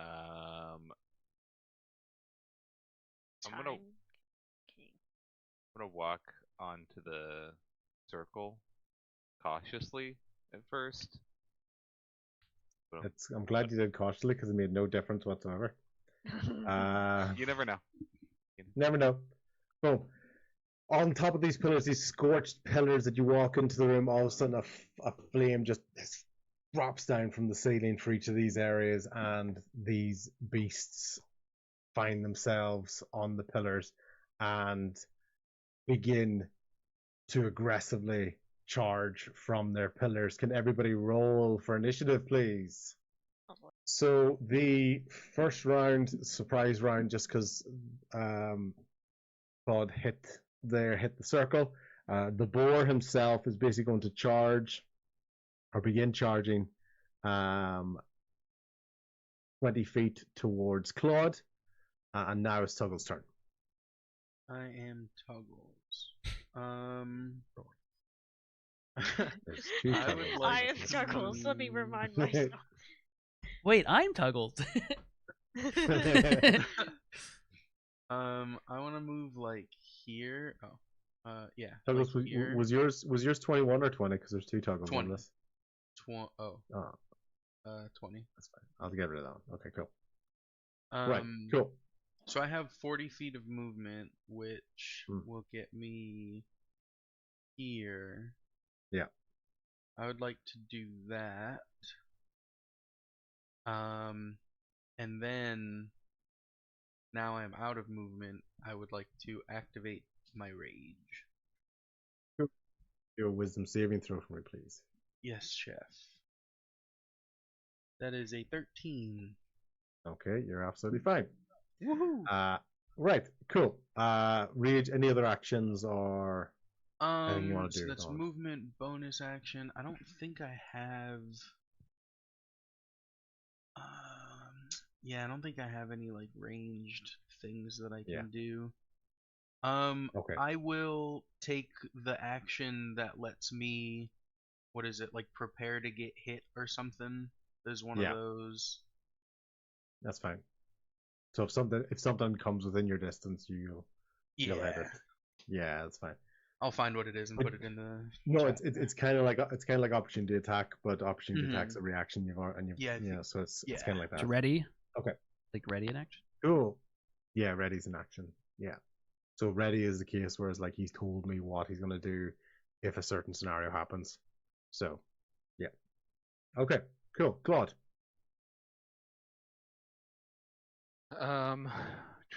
The boar's right there. I guess I'll move to the boar. And okay, I'm gonna need you to do, because you moved into it and it was basically charging you down. I'm gonna need you to do a strength saving throw to stay on your feet, because you basically ran into something that's charging at you. oh, okay, interesting. Oh, here we are. 15. Yeah, that's fine. So you basically held it back and like you almost got pushed back a little bit, but you're all good. Okay, cool. I am going to make a normal attack on this boar. Mm-hmm. As you get close to the boar, the sheer heat, there's a lot of energy coming from this creature, not only in its speed, its heat. You can hear its skin. It's like it's crackling and sort of whispers and flames and almost and the air around it is very hot, like you're looking, you know, where a plane is, or you're looking in the desert and you can see that sort of wavy heat. There's just so much heat around this, it's actually disturbing the air. Roasted boar. Alright, that is a 24 to hit. Yep, that's gonna hit. Okay, I'm gonna use a divine smite charge, or a spell slot for that. Mm-hmm. So normal damage plus spell slot. Just a level 1 divine smite. 10 plus 16. Holy shit, I rolled 2 8s. Dope. So was that 16 or 26? 26 total. Okay, 26 total. Back. So right. So your new sword, is that correct? No, just my standard sword. Just your standard sword. Okay, that's cool. Right. Okay, that's fine. Cool. It crashes into it, and what you're gonna do is, yes, you made an impact, a lot of impact from it, and basically there's a molten element to this thing's skin, so it's actually scorched your arm a little bit. So you're going to take 3 points of damage from the impact of that. Alright, interesting. Did you hit it? I did. Okay. Yes. I hit it real good. Yeah. Okay. Anything else you want to do? With the rest of your movement, but it would be an opportunity attack. Oh. Yeah, I'm going to use my second strike. I have 2 attacks per action. Yep. That is a 15 to hit. Yep, that's going to hit. And roll damage.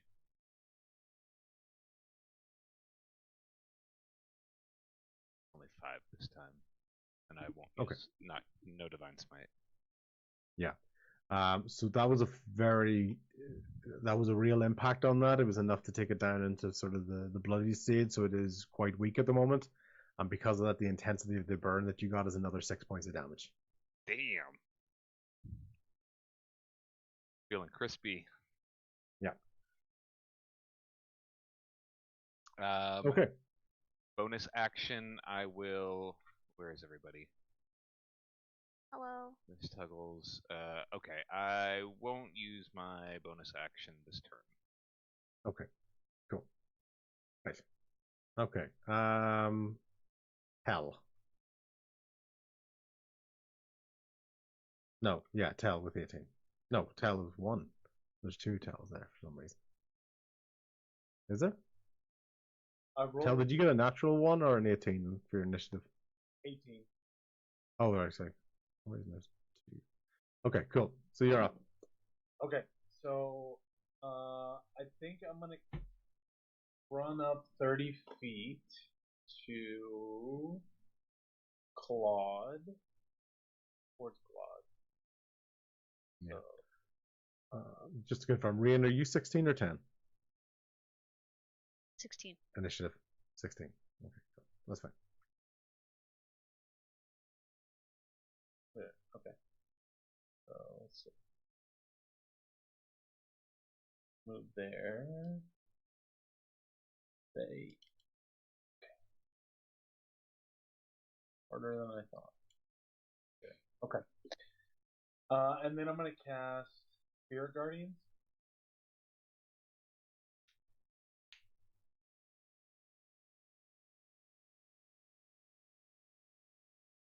And this is my first time casting it, so I'm trying to read about it. Sure. So I cast spirits within a distance of 15 feet around me. Okay. So if I'm good or neutral, a spectral form appears. So I cast this, and then a bunch of angels surround me. Yep. And then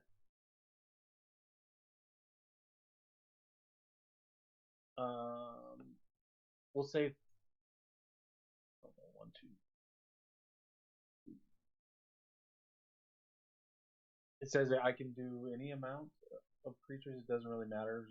Just like a circle around me.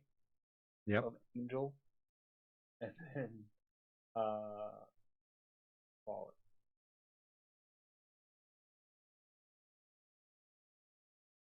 If I can do something to like draw.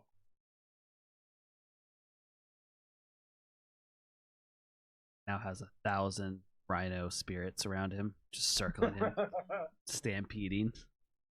The whole room is filled with angels.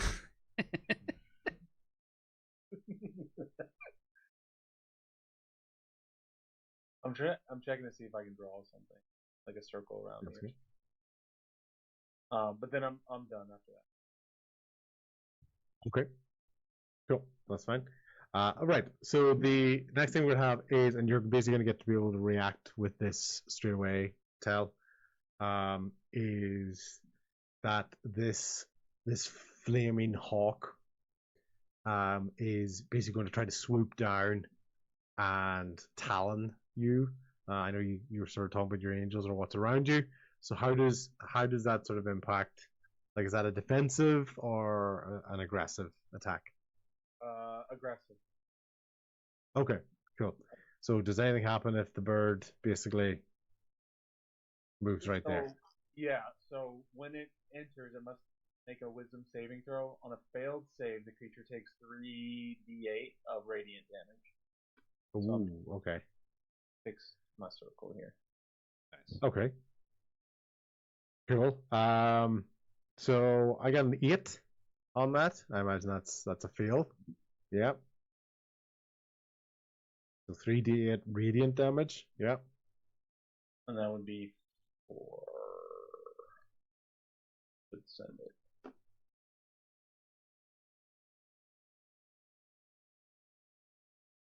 4 damage. Take that, bird. 3d8 got you 4 total? Yeah.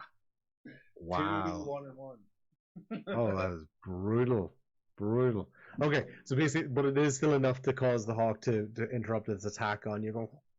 It gets shunted back a little bit from that with yourself. So it's done its job to protect it with that there.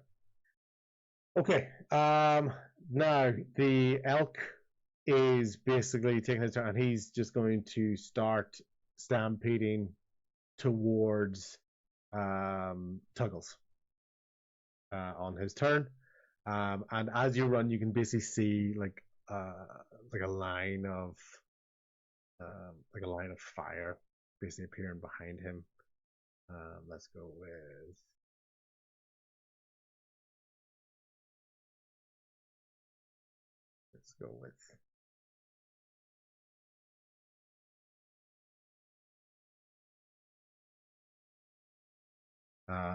as it's running towards you. Okay, Brian, you're up.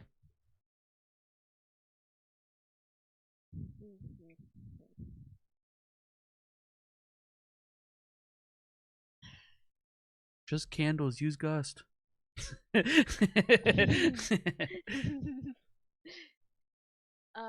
Yeah. So Brian's a little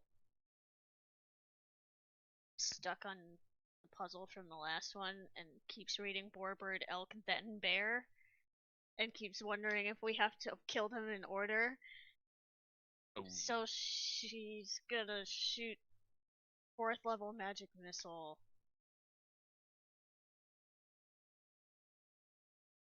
Just do, cause the boar is visibly like bloodied and looking. Yeah. Okay. Yeah. Just do 2 of them towards the boar and then 4 more towards the bird. Do you want to shout that to the group also? I don't think all of us are smart enough to recognize the. She's the only one thinking just it. Chanting, boar, bird, elk, bear. Boar, bird, elk, bear. Why did it? It only did one when it cast. Why did it do? It's more like a zebra to me. I don't know what that's all about. Yeah. Okay, cool. Give us the 2 magic missiles into the boar. First 2 are a 4 and a 3.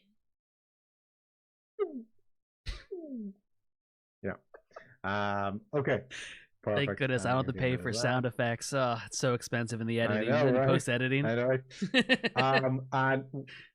And with that there, that is exactly what happens. Rain, it's enough to basically put the boar down and just just behind Claude's shield.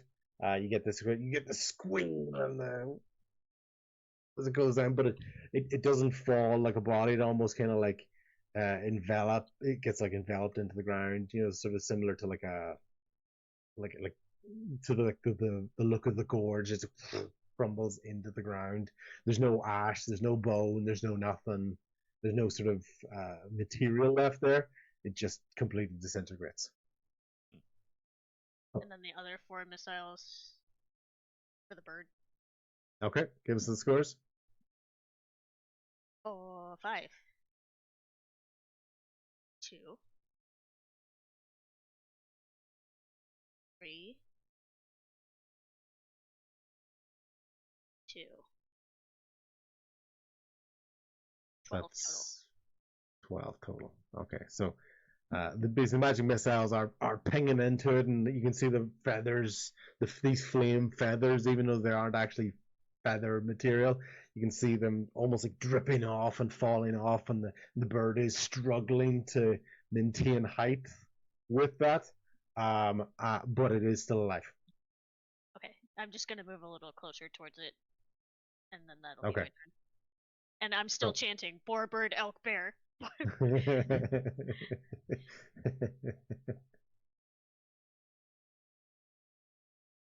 Okay, that is Tommy next.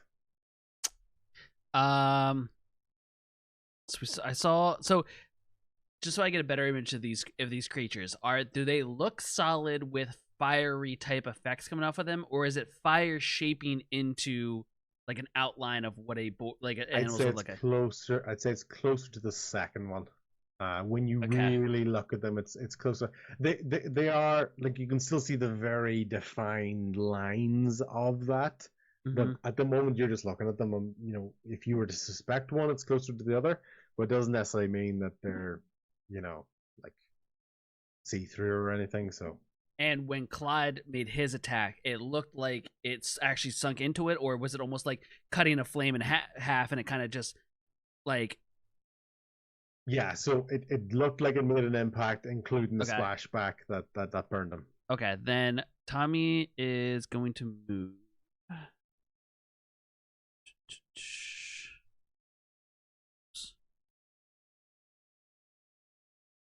Sure, I got this right. Yeah, that looks good.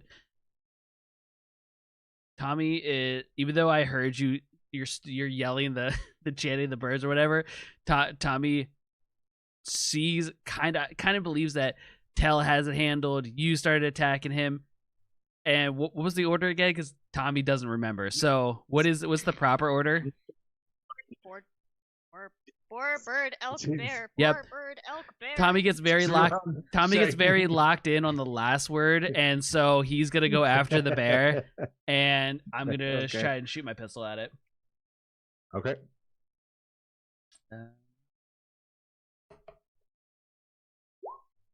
16 to hit. Oh my god. Yeah, that's gonna hit. Dude, Tommy's getting so good with these pistols.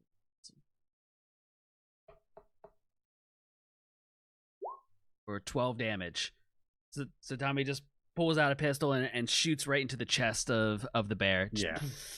So when you hit when it hits the bear, it's closer to like the sort of almost solid form of molten lava. So it's blacker, it's crustier, it's more hardy. You do still see a little bit of a dribble of molten lava that would burn the floor around it if something was very, very close to it. But it does the 12 points of damage, and there's basically molten coming out of its mouth, and it's staring right down at you. Okay, so then Tommy is going to use his last 10 feet to go here, and as a very brave function as a rogue, I'm going to use bonus action hide and hide behind the pillar. Okay, cool. From the bear that I just shot at. Yeah, you got to do a stealth check. Okay.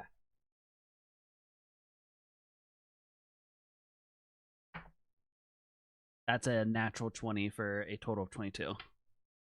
So basically, in the moment that the bear was reeling from the pain and had its head up, you were able to skirt behind the pillar. So although I'd said about it looked right at you, it didn't have time to do that. Basically, where I was trying to figure out where that came from, the only person that sees is Tuggles.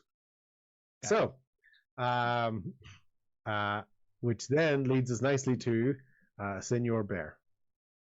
Is going to assume that Tuggles is the one that hooked me. And it is going to charge down on Tuggles. It's not that far. And first of all, it's going to hit you with basically the equivalent of a gore. So it's going to be, that's right off the bat, 2d8 of damage. Hell yeah. Being able to make it to you in the time. So that is 11 points of damage. As it knocks you prone. Okay. And then when you're on the ground, it's got advantage and it's just going to just ground and pound multi-attack. It's 2 big bear claws. Both bear claws attack are going to hit you with advantage. So the first one was actually only a 4 with advantage. And the other one is, no, actually it was a 9. And this one's a 19. Does 19 hit? Yeah, the 19 will hit. The 19 hit. So basically, the 19. So first one slams down. You were able to miss it, but as you rolled, you basically rolled into the other paw that was kind of swiping into it, and you basically took large talons right into the shoulder blade on that. So you took an additional 10 points of damage, 10 points of bludgeoning damage, and 2 points of fire damage from that attack. So that's another 12. Nice. Yeah. So you're basically one step away from full on Revernet Oscar-winning performance here. So yeah. Nice, dude. I do want to note, for the sake of HP tracking, I take half damage to anything that is not psychic. Due to my... Excellent. Well then you take your halves for the half for the 12, and the half for the other. What was the 2d8? It was 11, was it? Yeah, I've done the half. So roll that down to 5. So 5 and a 6, so 11 points of damage altogether. So probably as much of the bludgeoning didn't get, but you've got the little bit of fire resistance and the claws basically digging into the shoulder, but you're still prone at the moment with the bear right on top of you. Very good. Cool. Quarter is in here at the moment, and the rule, as with most things, is very much defensive. So he's basically going to make his way over to here, and he's going to plant down a big, massive shell with his back to the bird, and he's going to say to Rain, "Use me as cover. Stay safe." Boar, bird, elk, bear. Boar, bird, elk, bear. Okay, cool. Back up to the top of the order, Tuggles. I would like to do... Okay. Were I to try to attack this thing from my current underneath it prone position, do I feel like I would be operating at, regular capacity, or would that be disadvantageous for me to? I'd say it's a disadvantage if you're gonna you're basically pinned under a bear. So the only way you would get rid of the disadvantage would be a strength check. Okay, so I'm like grappled right now. So I'm like pinned down by him. Okay, so I'll use the action. I'll absolutely use a strength. Would that be a strength save to get out? It'd be a strength. It'd be a straight strength roll against me. Strength check. Okay, so strength check. Okay, so I got a 16. I got a nat 1. Sorry? I got a natural 1. Do I get? Hold on. Do I get advantage? I think I get. Let's see. Features, rage, gain advantage on strength checks and saving throws. Okay. Okay, go for it. So that's part of my rage. So yep, that is helpful. That will be a 9 total. Okay, so you're still pinned under the bear. Very good. And basically that's you at the moment. Okay. That is me at the moment. I'm gonna use a free action to taunt the hell out of this thing from below it. Like I'm in the good position. I'm like, yeah, I've got you where I want you now, bitch. I was just roaring again, and the bits of molten is kind of from its mouth start roaring down on top of you. So in response to that, so and it's basically dripping down, and you saw it would actually be another 2 points of damage, but you're halved, so that's 1 more point of damage. Hell yeah. You're like, okay. I didn't hear no bell. Yeah. Okay. When Claude is ready. All right. I'm going to use a free action. Wait, hold on. No, okay. First, what I'm going to do. How is the bird looking? You said it's looking kind of damaged. I will use an Eldritch Blast to target it from where I'm standing. Can you quote the order the rain's been chanting? Boar, bird, elk, bear. There you go. Okay, cool. Right. So you remembered that bird has to come. That based on her theory, it is next. Okay. Yes.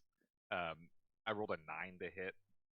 Yeah, that's not going to hit. It's frantically flapping and up and down. It's very, very erratic movement, so that's not going to be enough to hit.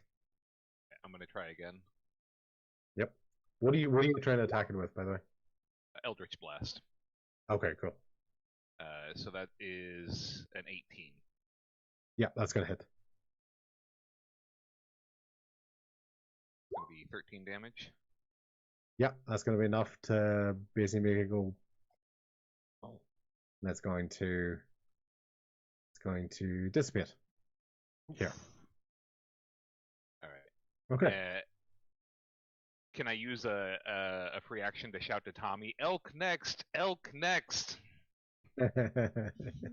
Yeah, of course, yeah. All right. And then I'll use a bonus action Misty Step. Mm-hmm. To, let's see, these squares are 5 each, right? Yep. 25, 30. All right. I will put myself here between the bear and the elk. Okay. Anything else, Claude? That's all I can do. Okay, cool. Elf.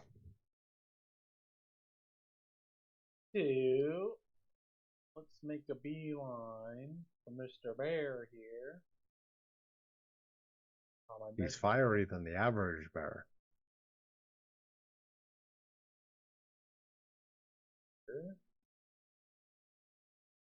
And my thing's still on me. Does that, if I move into his space, does that count as him? Opportunity? No, it's moving out of his space. Oh, sorry for the angels. Yes. Probably says it somewhere in there. I'm happy enough to take your lead on it. Let me double check this. So I know. So I read a little bit about it. So when the bear would start its turn, it definitely has to roll a wisdom save. Okay. And then I rolled a d3 with the bird, but it's a d4 because I'm a higher level. So yeah. He only got a 3 with that. Okay, so what happens to him? Does he get pushed off, or is he's hurt with the radiant? Is he? That creature enters the area for the first time, so he would have to enter my area. I'm assuming. So when the creature enters the area, so I'm happy enough with you kind of it entered your area by you running up on it. We'll check that spell though, because we don't basically want you walking around with like a fiery shield, fiery force field the whole time, you know. But we can check that after the session, so it's okay. So I'm fine with you doing the damage to him. Okay.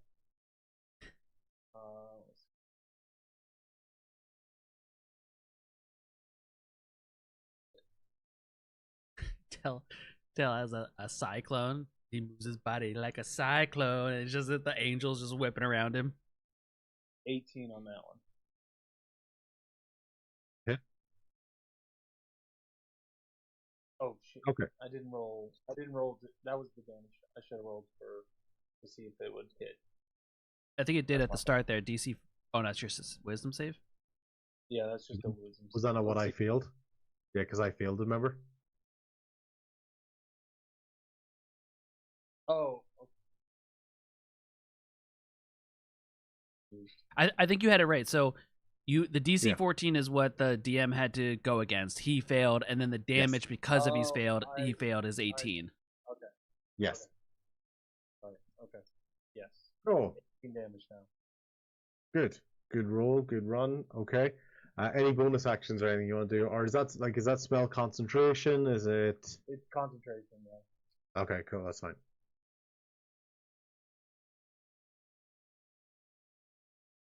Right. Anything else you want to do?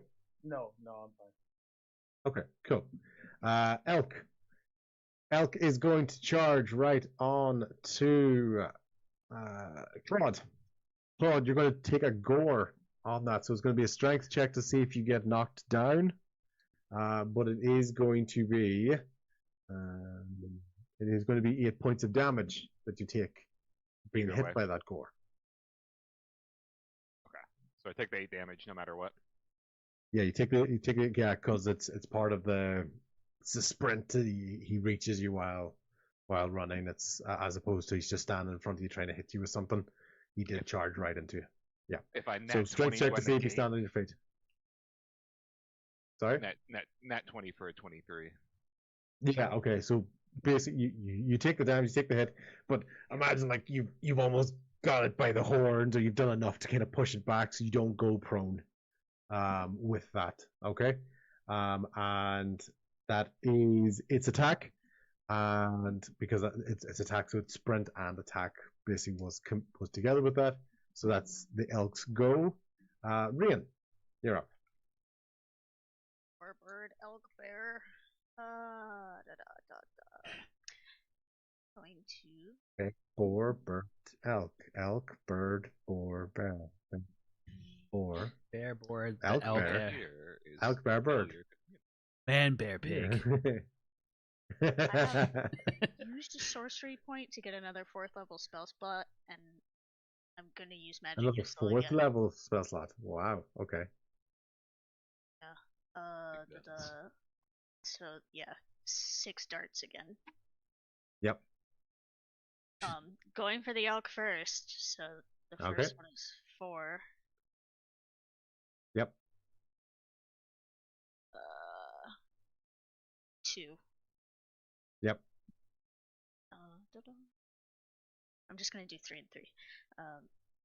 Why aren't you letting me click again? I'm looking. 5. 4, 2, 5. That's 7, 11 for the elk. Okay. Cool. I can't adjust the dice. Yeah, so bash. Basically, as Claude's trying to hold it back, all of a sudden, what Claude sees is what color is your magic missile? Lightning stuffs. Yeah, like blue and white. Like lightning, blue and white. Yeah. Claude, basically, as you're trying to hold this thing back, all of a sudden you just see all these magic missiles crashing into the side of the elk as you're holding it back there, or basically holding it back with your shield, because you know if you're touching these things, you're going to get burnt. So, holding it back, keeping its molten skin away from you on that. Okay. Cool. Rian, anything else? The other 3 missiles, I guess I had originally pointed them to the bear, so that's where I. Yeah, just because you called them there. That's fine. Okay, cool. Give us the scores, please. It's 9. 9. All together. Yeah. Okay. Cool. The bear is starting to get a little bit wobbly. It's still a little bit weak at the moment with the damage that it's been taking there. And Raven, is there anything else you want to do?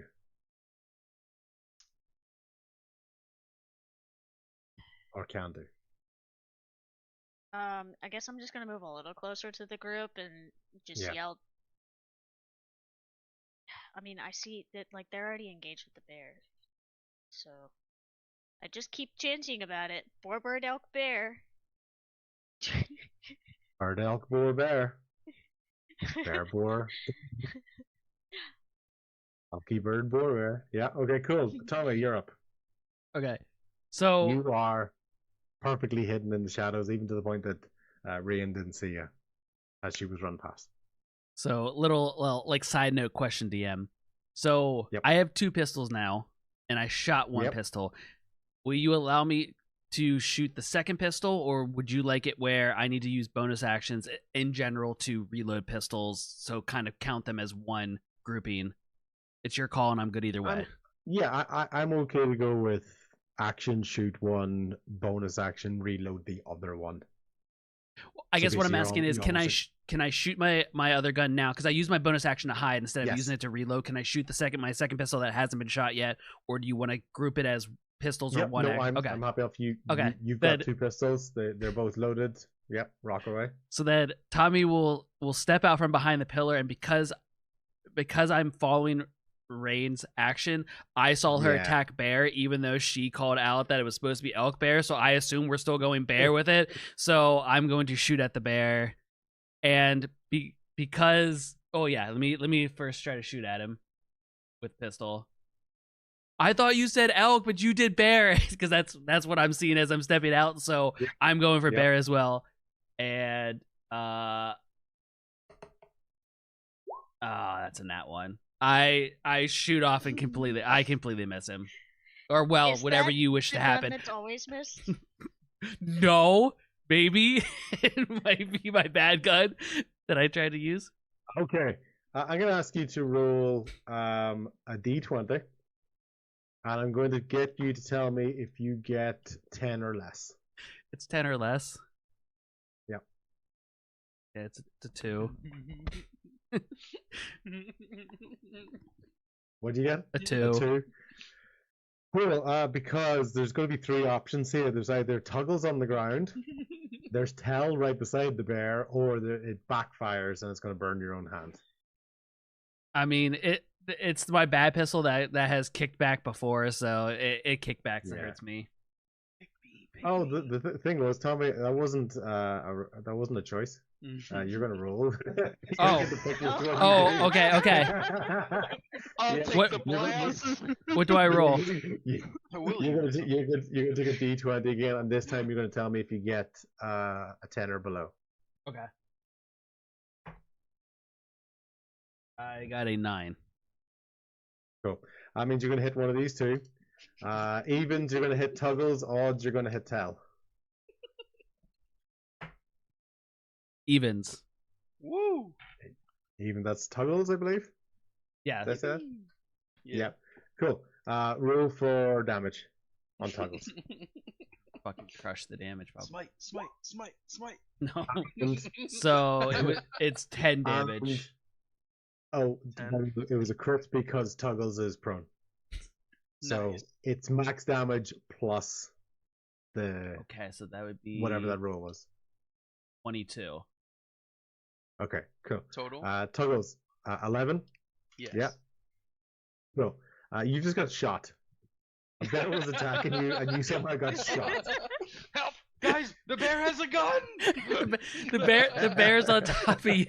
I shoot at the bear, completely hit you like right in the thigh, and I go, "Oh, I'm so sorry! Damn it, I'm so sorry!" It would have been such a good hit on the bear as well, but it got wasted on Tuggles. Okay, tell me, is there anything else you want to do? I'll bonus. You want to reload one of your guns? Yeah, I'll bonus reaction load a gun. I'm so sorry as I reload the same thing I just shot him with. Yeah. You're gonna reload the bad gun?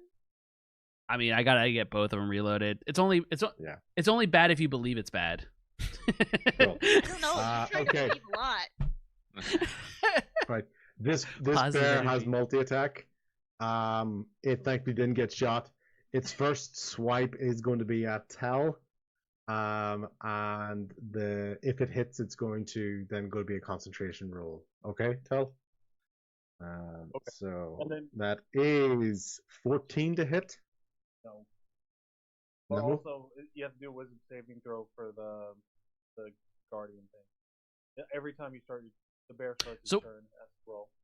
I'm thinking we messed that up as far as when we said that you moved into the bear's space. I don't think he should have rolled then. I think at the start of every bear's turn, if he's in your space or tries to exit your space, is the roll. Yeah. So I think the damage from before would be what should be happening right now. We'll count that this one. But either way, the 14 missed. Is that correct? That is correct. Okay, cool. Basically, it was going to potentially do the toggles, but you're still the annoying thing at the moment, so it's going to swing again. 15 to hit. Nope. No. So, two big distracted swipes that there. It's caused it to back off a little bit from Tuggles. So Tuggles, you're no longer being pinned down because this thing stood up to try to hit Tell. Okay, so you're not pinned down, but you are prone. Okay. Honestly, it's probably because I shot my gun and scared is what helped. Yeah. Okay. Porter runs here in front of Tommy and says to the rest of the group, "I'll protect you from Tommy." Because he saw what happened. Okay.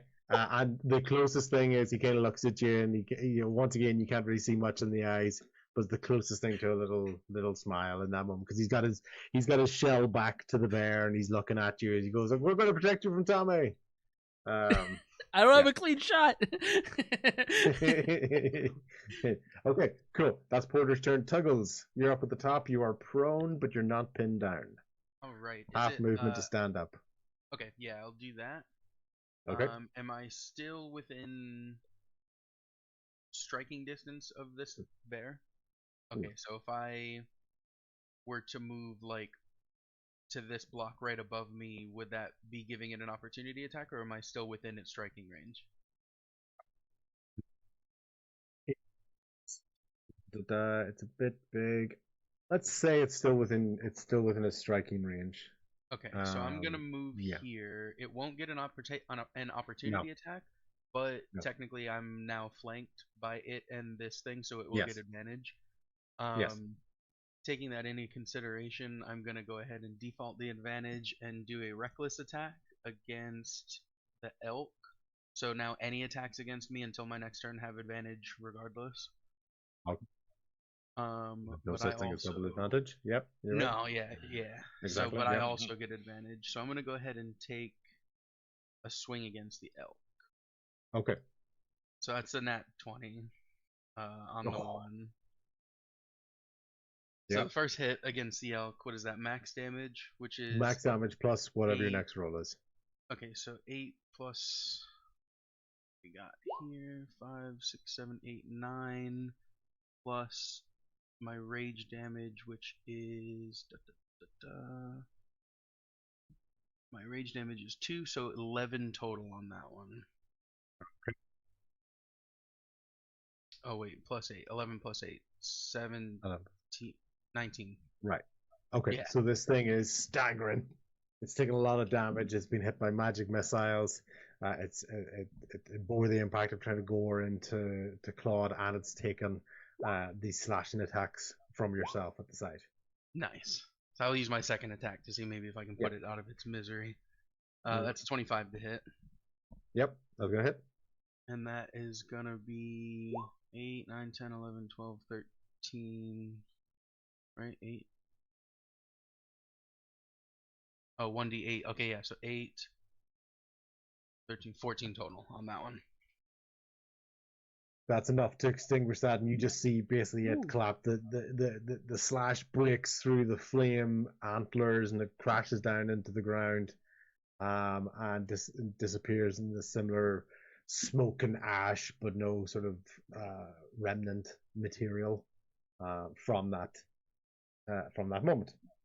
Nice. All right, that is gonna be my turn. Okay, cool. Claude, yeah. All right, I will move into range of the bear, and I'll just use a standard longsword attack. First one will be 23 to hit. Sorry, what was the number again, sorry? 23. Yep, that's gonna hit. Alright, 4 damage. Garbage. Doing this one-handed? Yeah, because I'm holding a shield in the other hand. Yep. I will add, let me go ahead and add a Divine Smite to that, level 1. So 4 plus 5 for 9.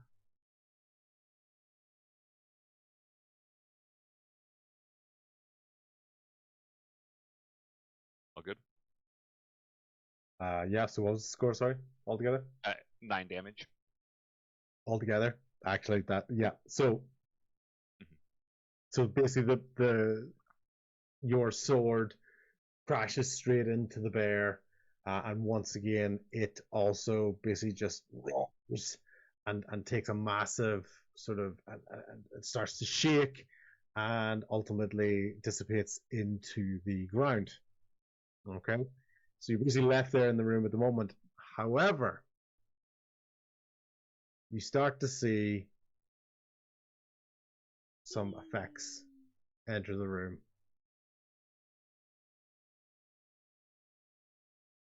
And you see the boar stand light up. You see the bird stand light up. You see the elk stand light up. You see the bear stand light up. And then the room goes cold. And all the light in that dissipates.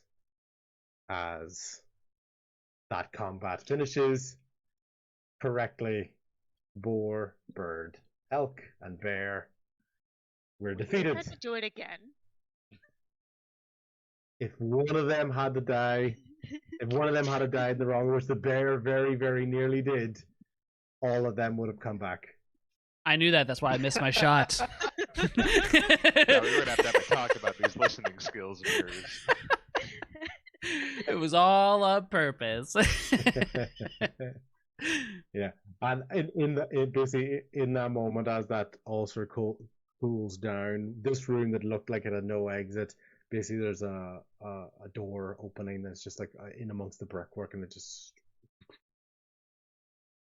opens up into a very, very cold room. There's a real chill factor in this room. When you decide to step through to it, if you do, I was basically going to nicely bring us to today's session as Bo was starting to basically come around with that, and you're starting to say, well, you know, everything that you missed in this session. And if I change him to that, you should have the movement that you want, or can do. I think I've got everybody. Okay, cool. You're in a very, very cold, almost miniature amphitheater. At the far end of the room, there is an altar. But in front of that altar, there is a massive spectral spirit, almost hooded in smoke and cloud and fog, looking down upon you. And all that he says to you is, what will it be worth to you to continue this journey? And that's where we're going into room 3 of the Temple of Valhen.